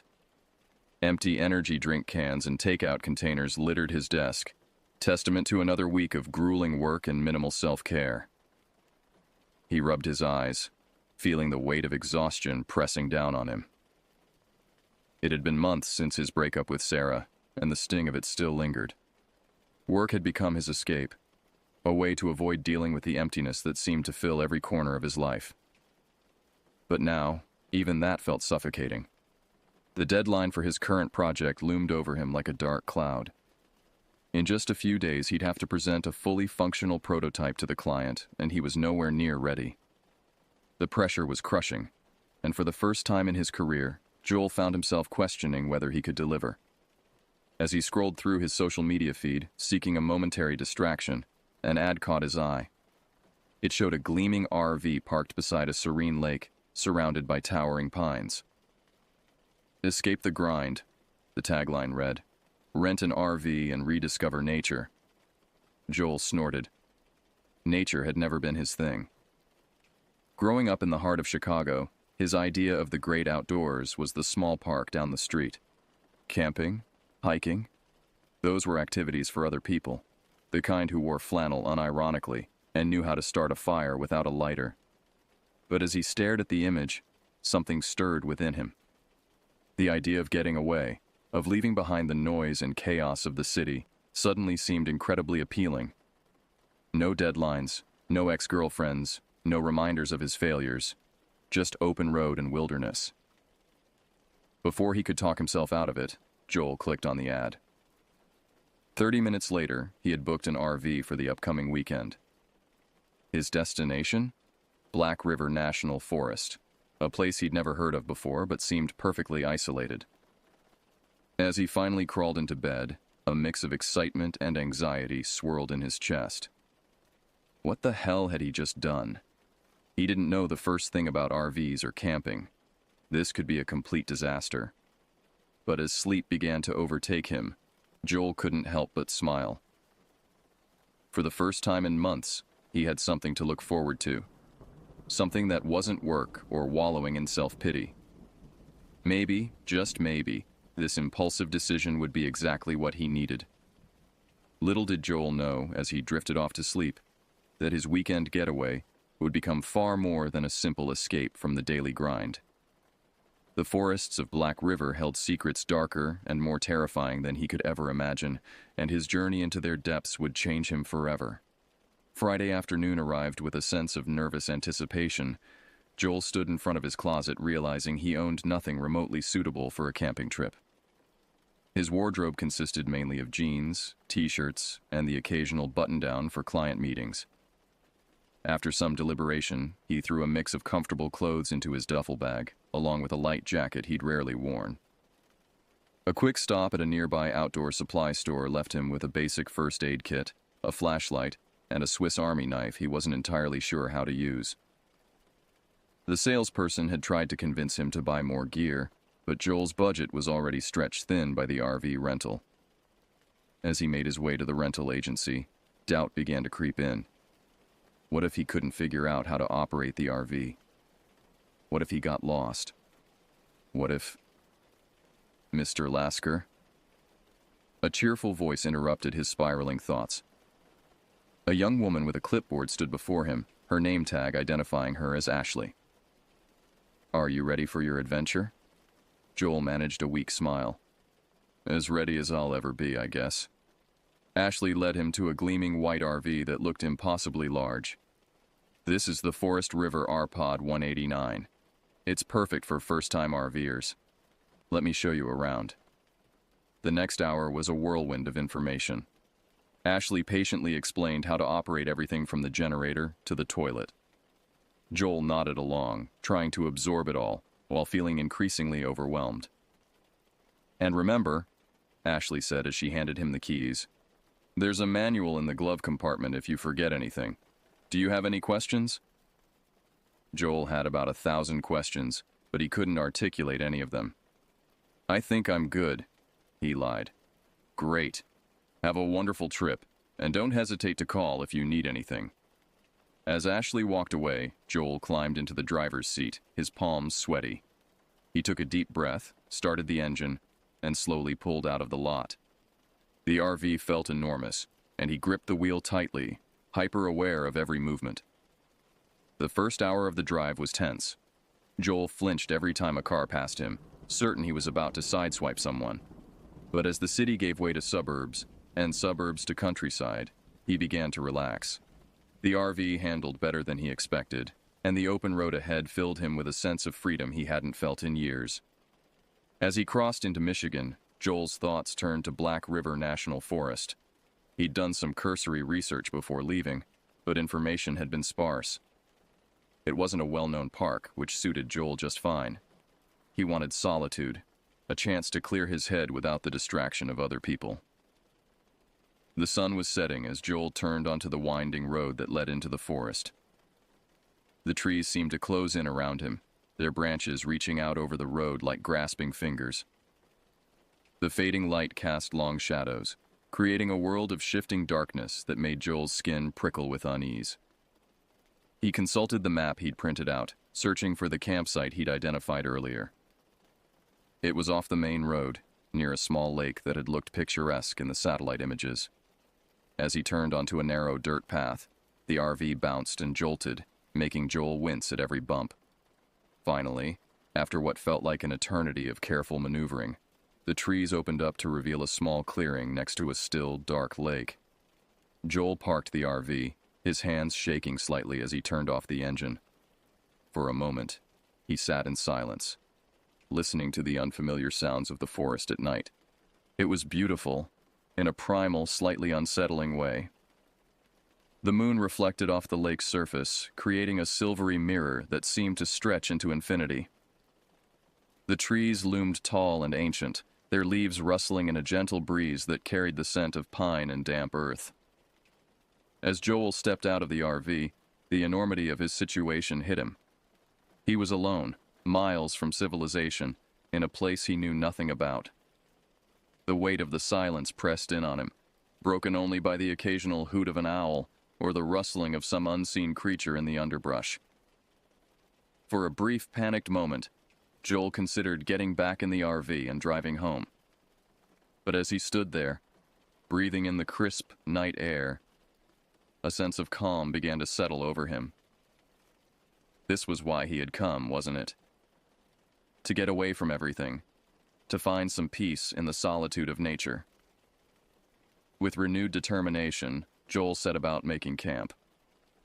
He fumbled with the RV's systems, eventually managing to extend the awning and set up a small folding table and chair. As he worked, the familiar motions of setting up his temporary home helped ease his anxiety.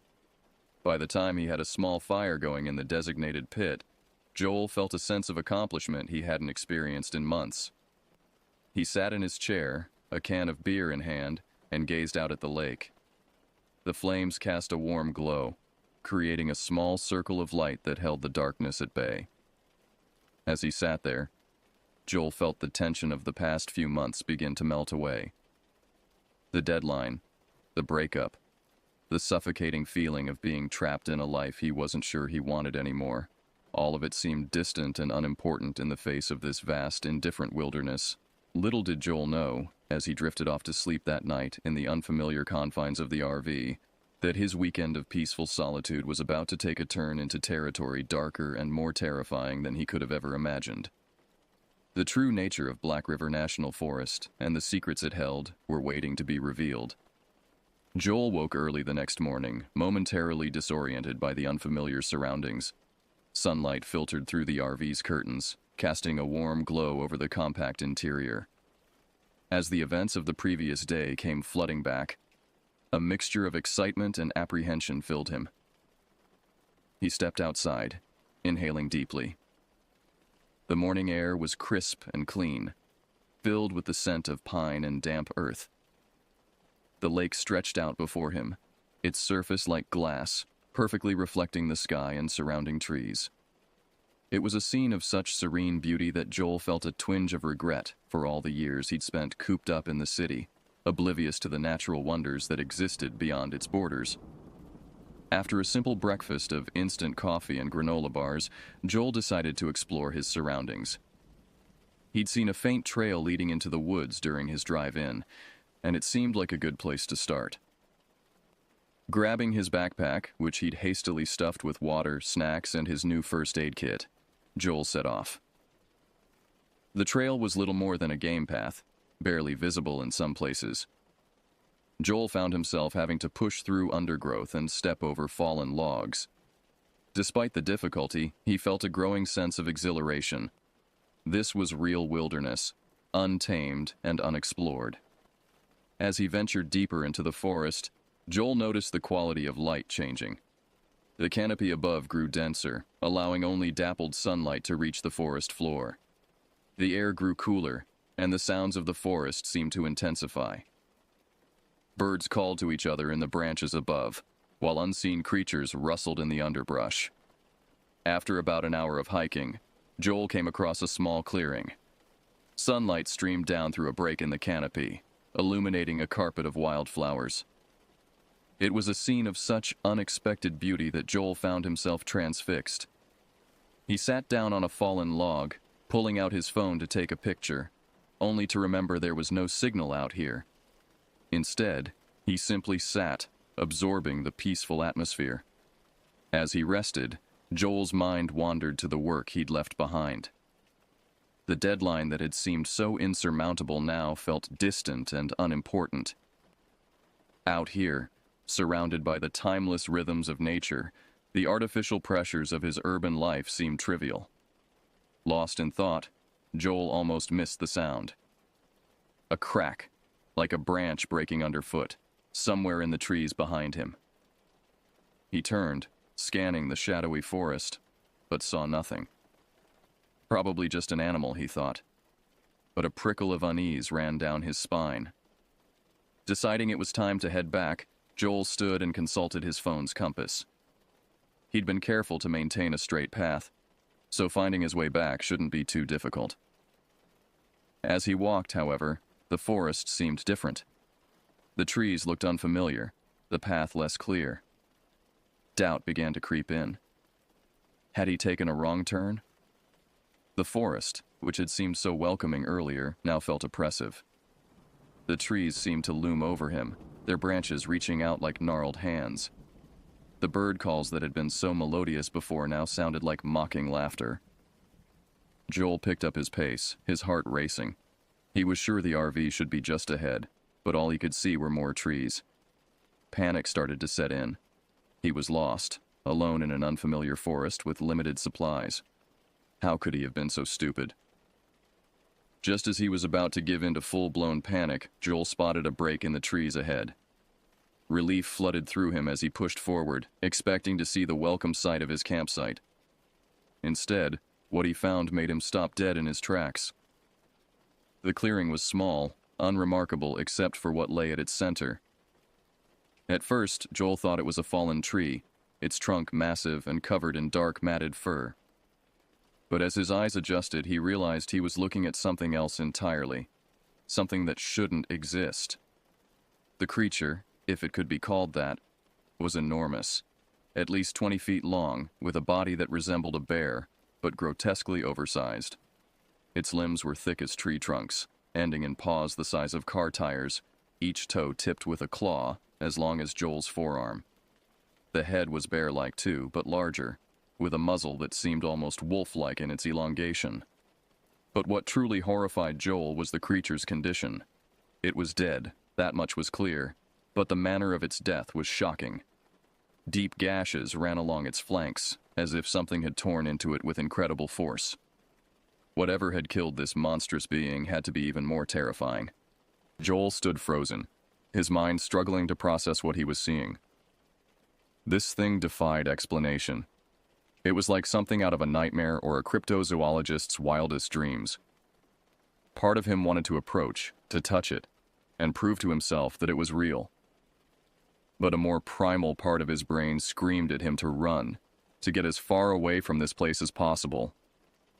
In the end, instinct won out. Joel turned and ran, no longer caring about direction or the noise he was making. Branches whipped at his face, roots threatened to trip him, but he kept going. His lungs burned, his legs ached, but the image of that impossible creature drove him on. By some miracle, Joel burst out of the tree line near his campsite. The RV stood there, a beautiful sight of normality and safety. He scrambled inside, slamming and locking the door behind him. Only then, in the familiar confines of the vehicle, did he allow himself to stop and breathe. What had he seen? Was it real, or had the stress and unfamiliar surroundings caused him to hallucinate? Joel's rational mind tried to come up with explanations, but none fit. The memory of those massive claws, the unnatural size of the creature, was too vivid to dismiss. As the adrenaline began to wear off, a new fear set in. If that thing was real, what had killed it? And was it still out there, somewhere in the darkening forest that now seemed infinitely more menacing? Joel peered out the RV's windows, scanning the tree line. The once peaceful forest now seemed full of hidden threats. Every shadow could be hiding something monstrous, Every rustle of leaves could be the approach of an unspeakable horror. As night fell, Joel found himself trapped in a prison of his own making. The RV, which had seemed so spacious before, now felt claustrophobic. But the alternative, going outside, exposing himself to whatever might be lurking in the darkness, was unthinkable. He tried to distract himself, to rationalize away what he'd seen, but the image of that creature was burned into his mind. Sleep, when it finally came, was fitful and filled with nightmares of massive, shadowy forms moving through endless trees. Little did Joel know, his ordeal was far from over. The true nature of Black River National Forest, and the horrors it contained, were only beginning to reveal themselves. As he tossed and turned in his uneasy sleep, something ancient and terrible stirred in the depths of the forest, awakened by the presence of an unwitting intruder in its domain. Joel's fitful sleep was shattered by a sound that sent ice through his veins, a low, rumbling growl so deep it seemed to vibrate the very air around him. His eyes snapped open, heart pounding in his chest. For a moment, he lay perfectly still, hoping against hope that it had been a dream, a product of his overwrought imagination. But then it came again, louder this time, unmistakably real. It was a sound that didn't belong in this world, a noise that spoke of something massive and primordial. Joel's mind raced back to the creature he'd seen in the forest. If that had been the prey, what kind of predator could have taken it down? Slowly, careful not to make a sound, Joel rose from the bed. The RV was dark, the only light coming from the dim glow of the moon filtering through the curtains. He crept to the window, his heart pounding so loudly he was sure it would give him away. Peering out into the darkness, Joel's eyes strained to make sense of the shadows. At first, he saw nothing but the silvery surface of the lake and the dark mass of trees beyond. Then something moved. It was huge, far larger than any animal Joel had ever seen. In the pale moonlight, he could make out a massive, shaggy form prowling at the edge of the clearing. It moved with an unnatural grace for its size, each step deliberate and silent. As it turned, moonlight glinted off eyes that glowed with an eerie amber light. They were intelligent eyes, filled with a predatory hunger that made Joel's blood run cold. This was a creature of nightmares, something that shouldn't exist in the rational world Joel thought he knew. The beast let out another rumbling growl, and the RV shook slightly. It was testing the vehicle, Joel realized with growing horror. This thing was hunting him. For what felt like hours, Joel remained frozen at the window, watching as the creature circled the RV. It would disappear into the shadows of the forest, only to emerge again from a different direction.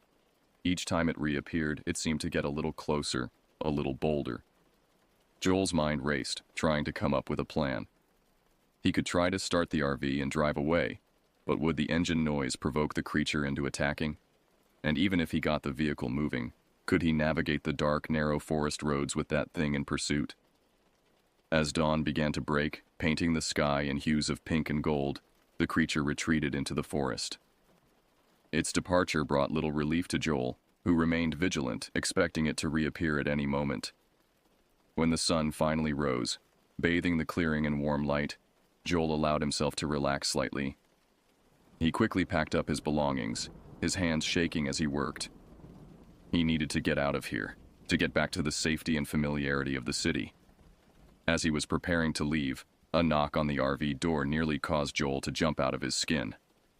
Heart racing, he approached the door cautiously. "Who's there?"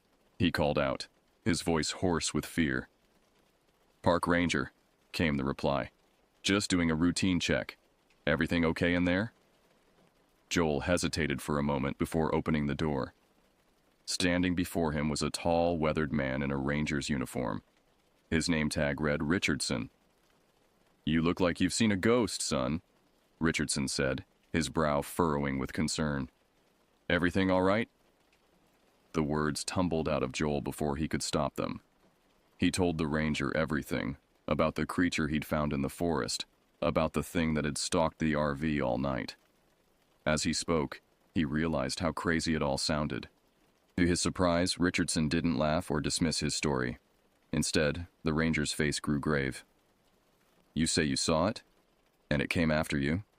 he asked, his voice low and urgent. Joel nodded, relief flooding through him at being believed.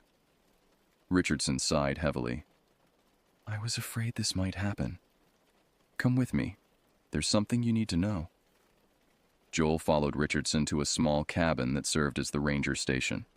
Inside, maps and wildlife charts covered the walls, but Joel's attention was drawn to a locked cabinet in the corner.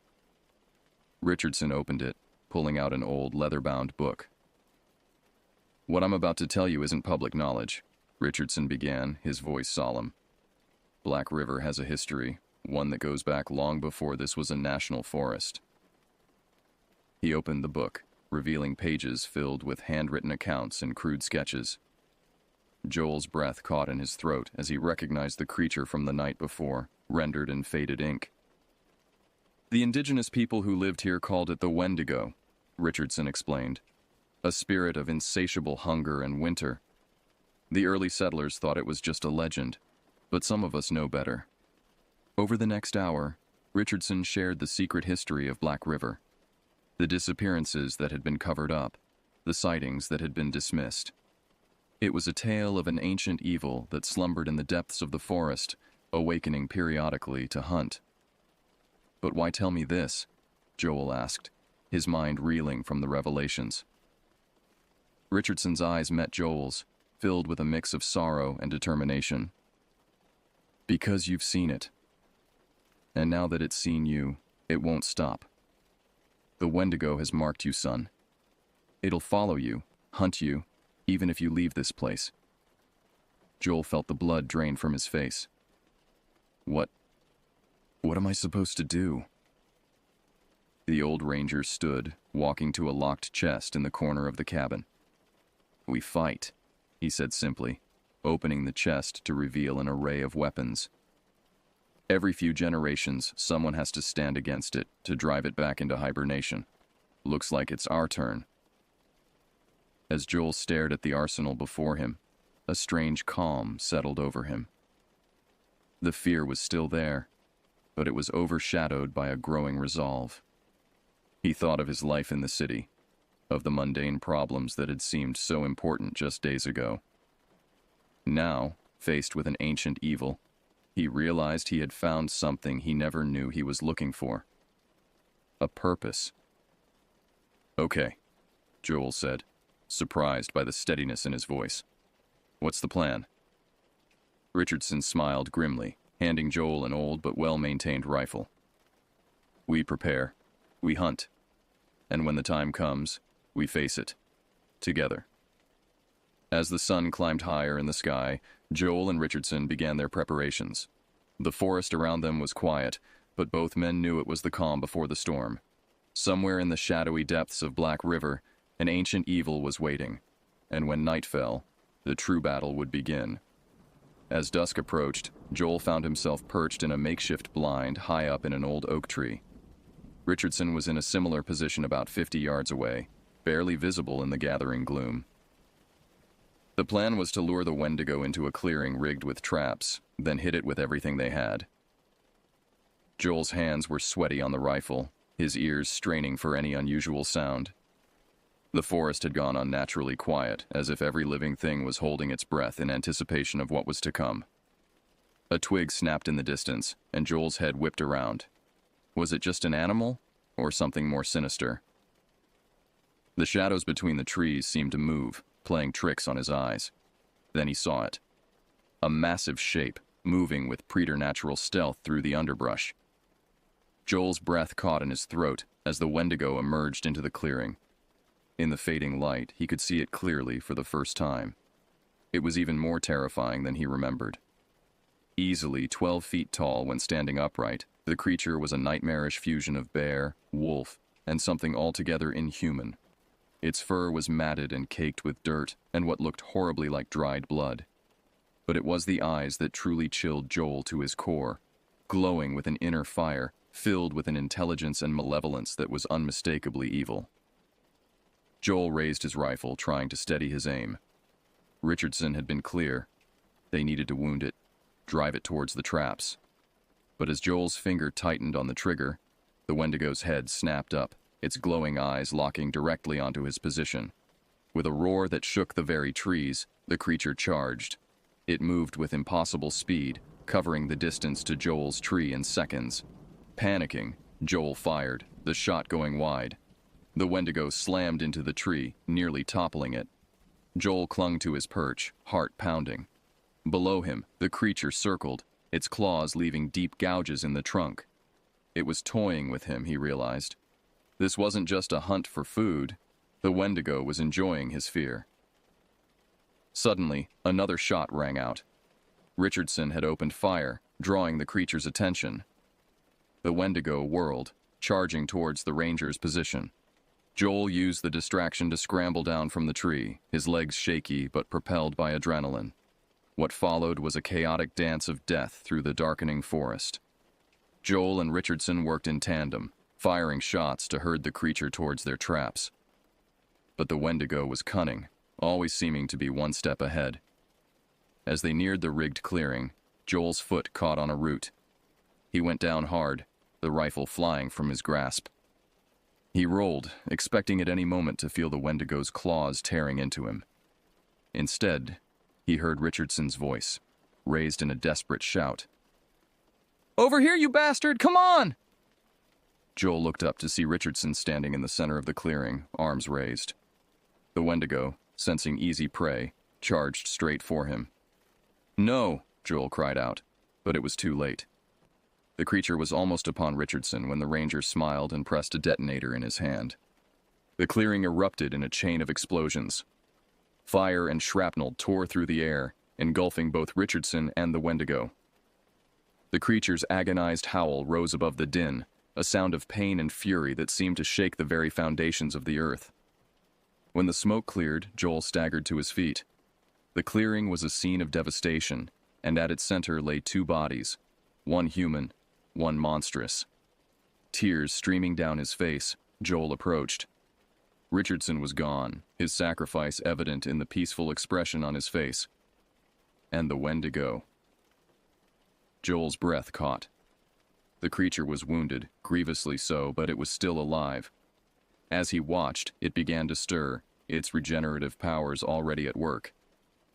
In that moment, Joel understood what he had to do. Picking up Richardson's fallen rifle, he approached the Wendigo. The creature's eyes opened, meeting Joel's gaze. In them, he saw not just hunger and evil, but something more. A flicker of fear. "This ends now," Joel said, his voice steady, and he opened fire. Weeks later, Joel stood at the edge of Black River National Forest. Behind him, a team of government officials were cordoning off the area, their questions still unanswered. The official story would be a forest fire, a tragic accident that claimed the life of a brave park ranger. But Joel knew the truth. He could feel it in the way the forest had changed, as if a great shadow had been lifted.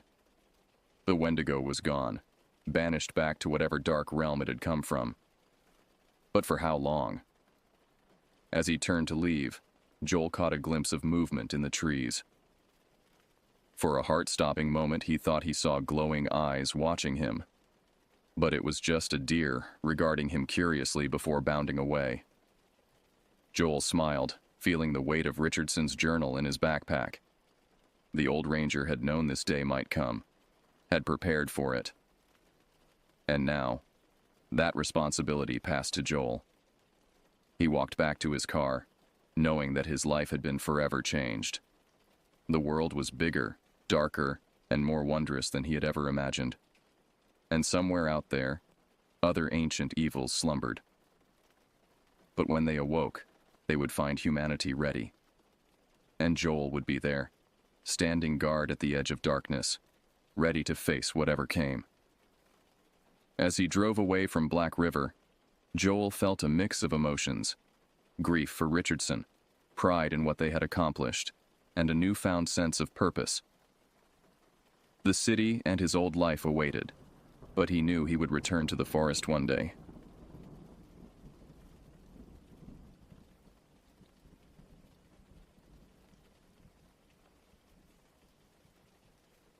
I've always been drawn to the wilderness, even before that fateful summer in the Adirondacks. Growing up in suburban Albany, I spent countless weekends exploring the nearby forests with my father, learning to identify plants and track animals. He taught me everything from tying the perfect bowline knot to reading weather patterns in the clouds. Those early adventures sparked a passion that would shape my entire life and nearly end it. By the time I entered college at SUNY Environmental Science and Forestry, I had already logged hundreds of miles on various trails throughout the Northeast. My weekends were spent either leading student hiking groups or working at the local REI, where I could talk about gear and trails for hours. That's where I met Sarah and Mike, who would become my closest friends and regular hiking companions.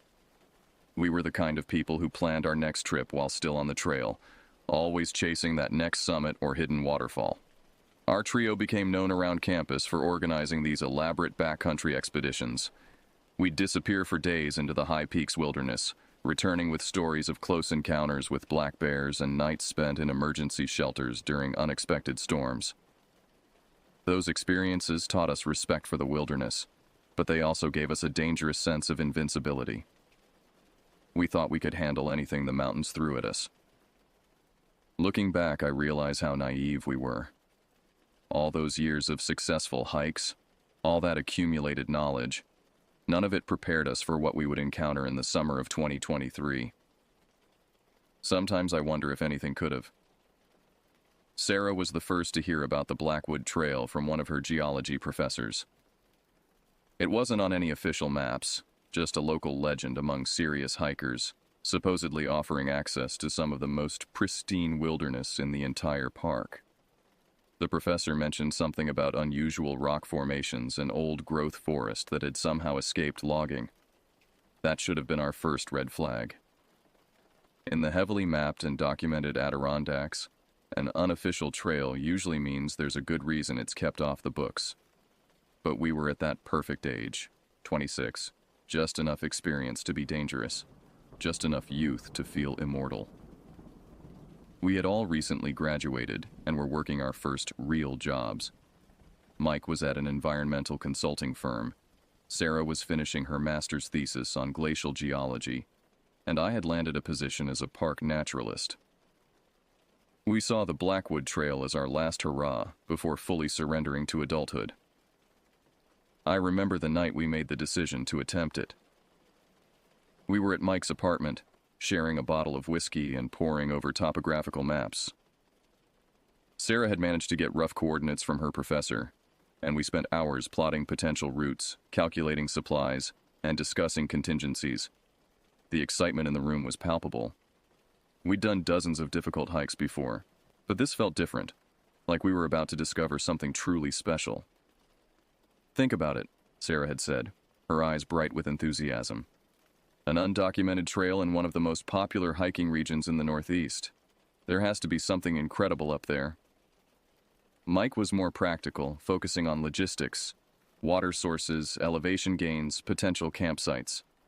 I remember him insisting we pack extra emergency supplies, something he'd never done before. At the time, I teased him about being overcautious. Now I thank God for that instinct. None of us slept much that night. We were too busy planning, too excited about the adventure ahead.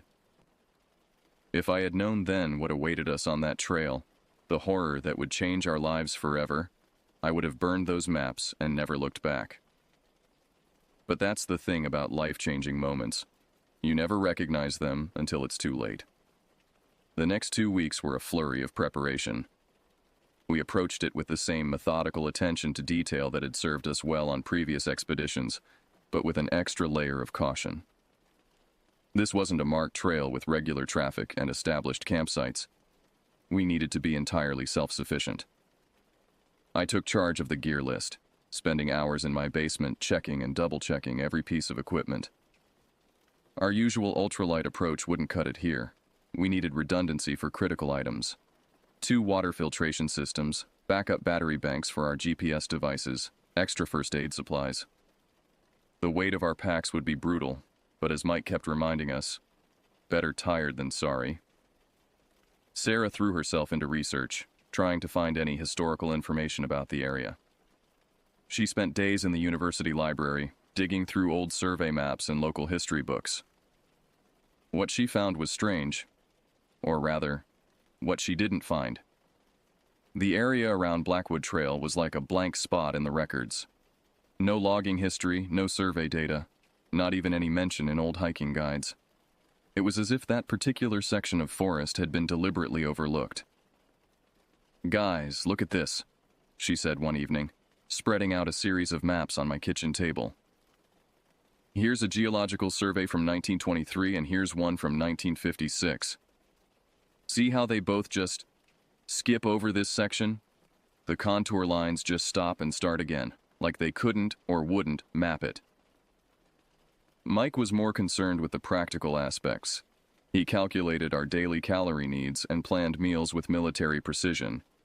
He even insisted we each carry a personal locator beacon, something we'd always considered overkill before.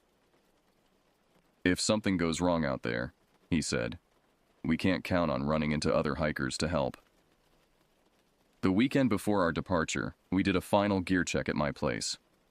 The living room looked like an REI had exploded. 365-liter packs, sleeping bags rated for unexpected cold snaps, a 4-season tent, emergency bivy sacks, first aid kits, bear canisters, rope, climbing hardware, and enough freeze-dried meals to last a week. As we sorted through the equipment, Sarah shared some of the local legends she'd uncovered in her research.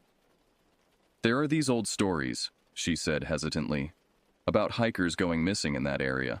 Nothing confirmed, just rumors really, but..." She trailed off, and for a moment, the only sound was the crinkling of dry bags being packed. "Every wilderness area has those stories," I said, more confidently than I felt. "People get lost because they're unprepared. We know what we're doing." But that night, as I laid in bed making mental checklists, I couldn't shake a growing sense of unease. It wasn't just normal pre-trip jitters, it was something deeper, more primal. Like some ancient part of my brain was trying to warn me. I remember checking my phone one last time before falling asleep. There was a text from Sarah. "Found something weird in an old newspaper. Can we talk tomorrow before we leave?" I never got to hear what she found. The next morning, caught up in the excitement and rush of final preparations, I forgot to ask. It's funny how the mind works, how the most crucial details can slip away just when you need them most.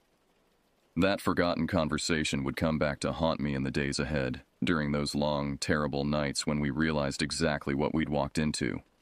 The morning we set out was deceptively perfect, one of those crisp September days when the air feels like crystal, and the early autumn colors paint the mountains in fire. We parked Mike's Subaru at an unmarked pullout Sarah had identified, our topo maps suggesting this was the closest access point to our target area. The first few hours were exactly what we expected, challenging but manageable terrain through old-growth forest. The trees here were ancient, their trunks wider than any I'd seen in the Adirondacks before. The canopy was so dense that by early afternoon, the forest floor was bathed in a perpetual twilight. "Notice anything weird?" Sarah asked around lunch, as we rested on fallen logs eating trail mix. "Listen." We did.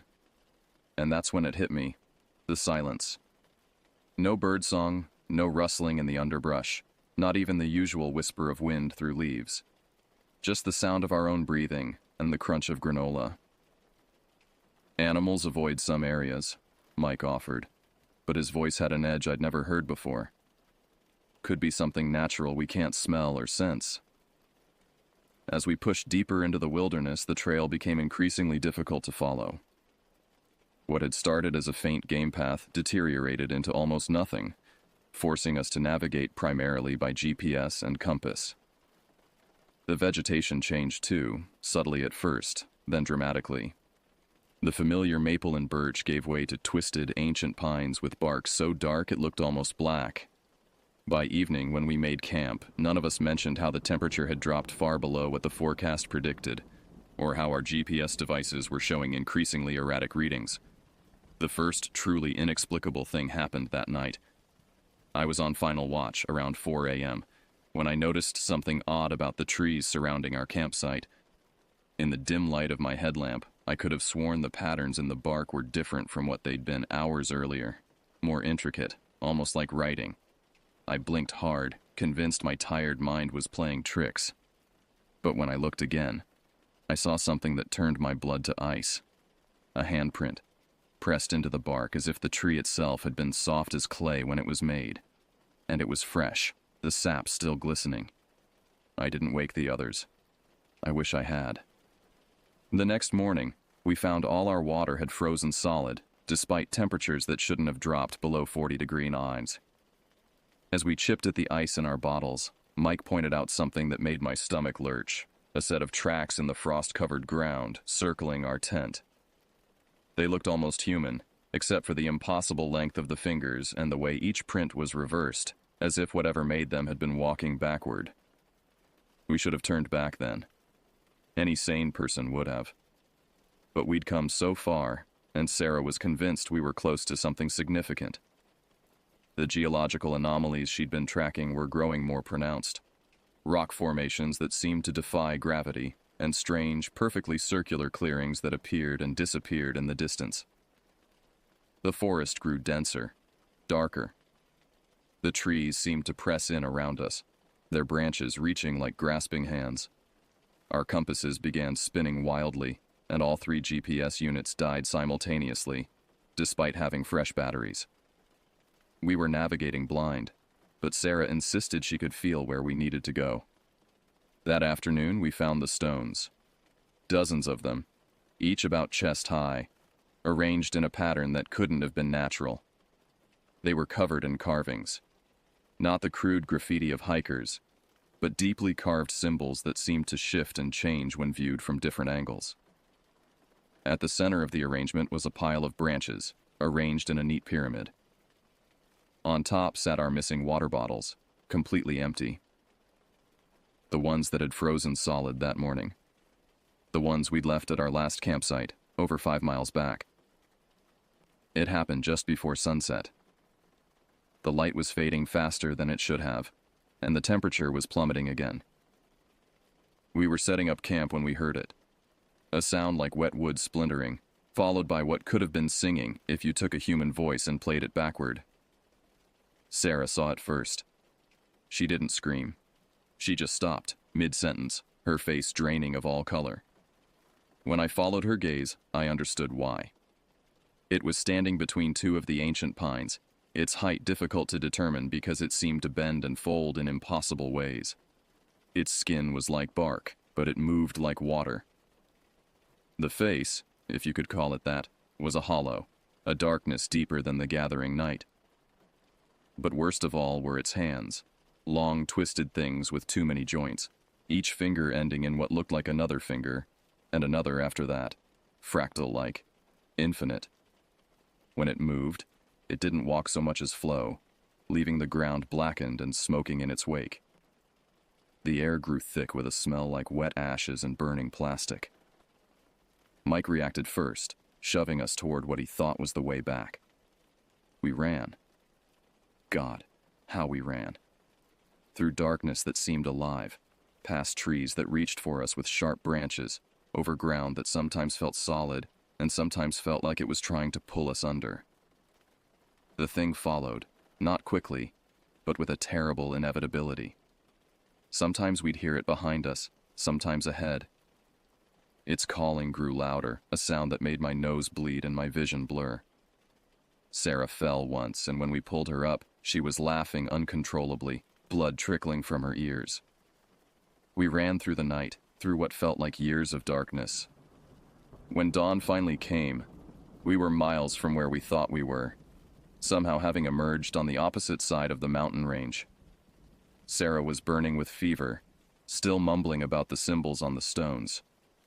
Mike's hair had gone completely white. The rescue team found us 3 days later, severely dehydrated and babbling about impossible things. They said we were lucky. There had been other hikers in that area who were never found. The official report blamed our experience on hypothermia and group hallucination. The physical effects healed, mostly. Sarah's fever broke after a week in the hospital, though she never fully recovered her short-term memory.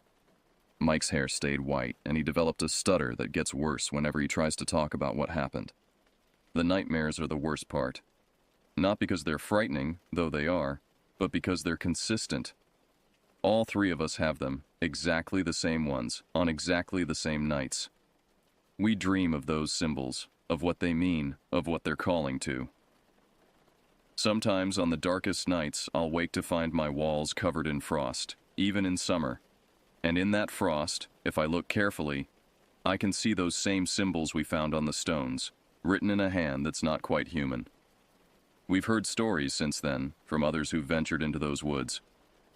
Most just report feeling watched or experiencing lost time.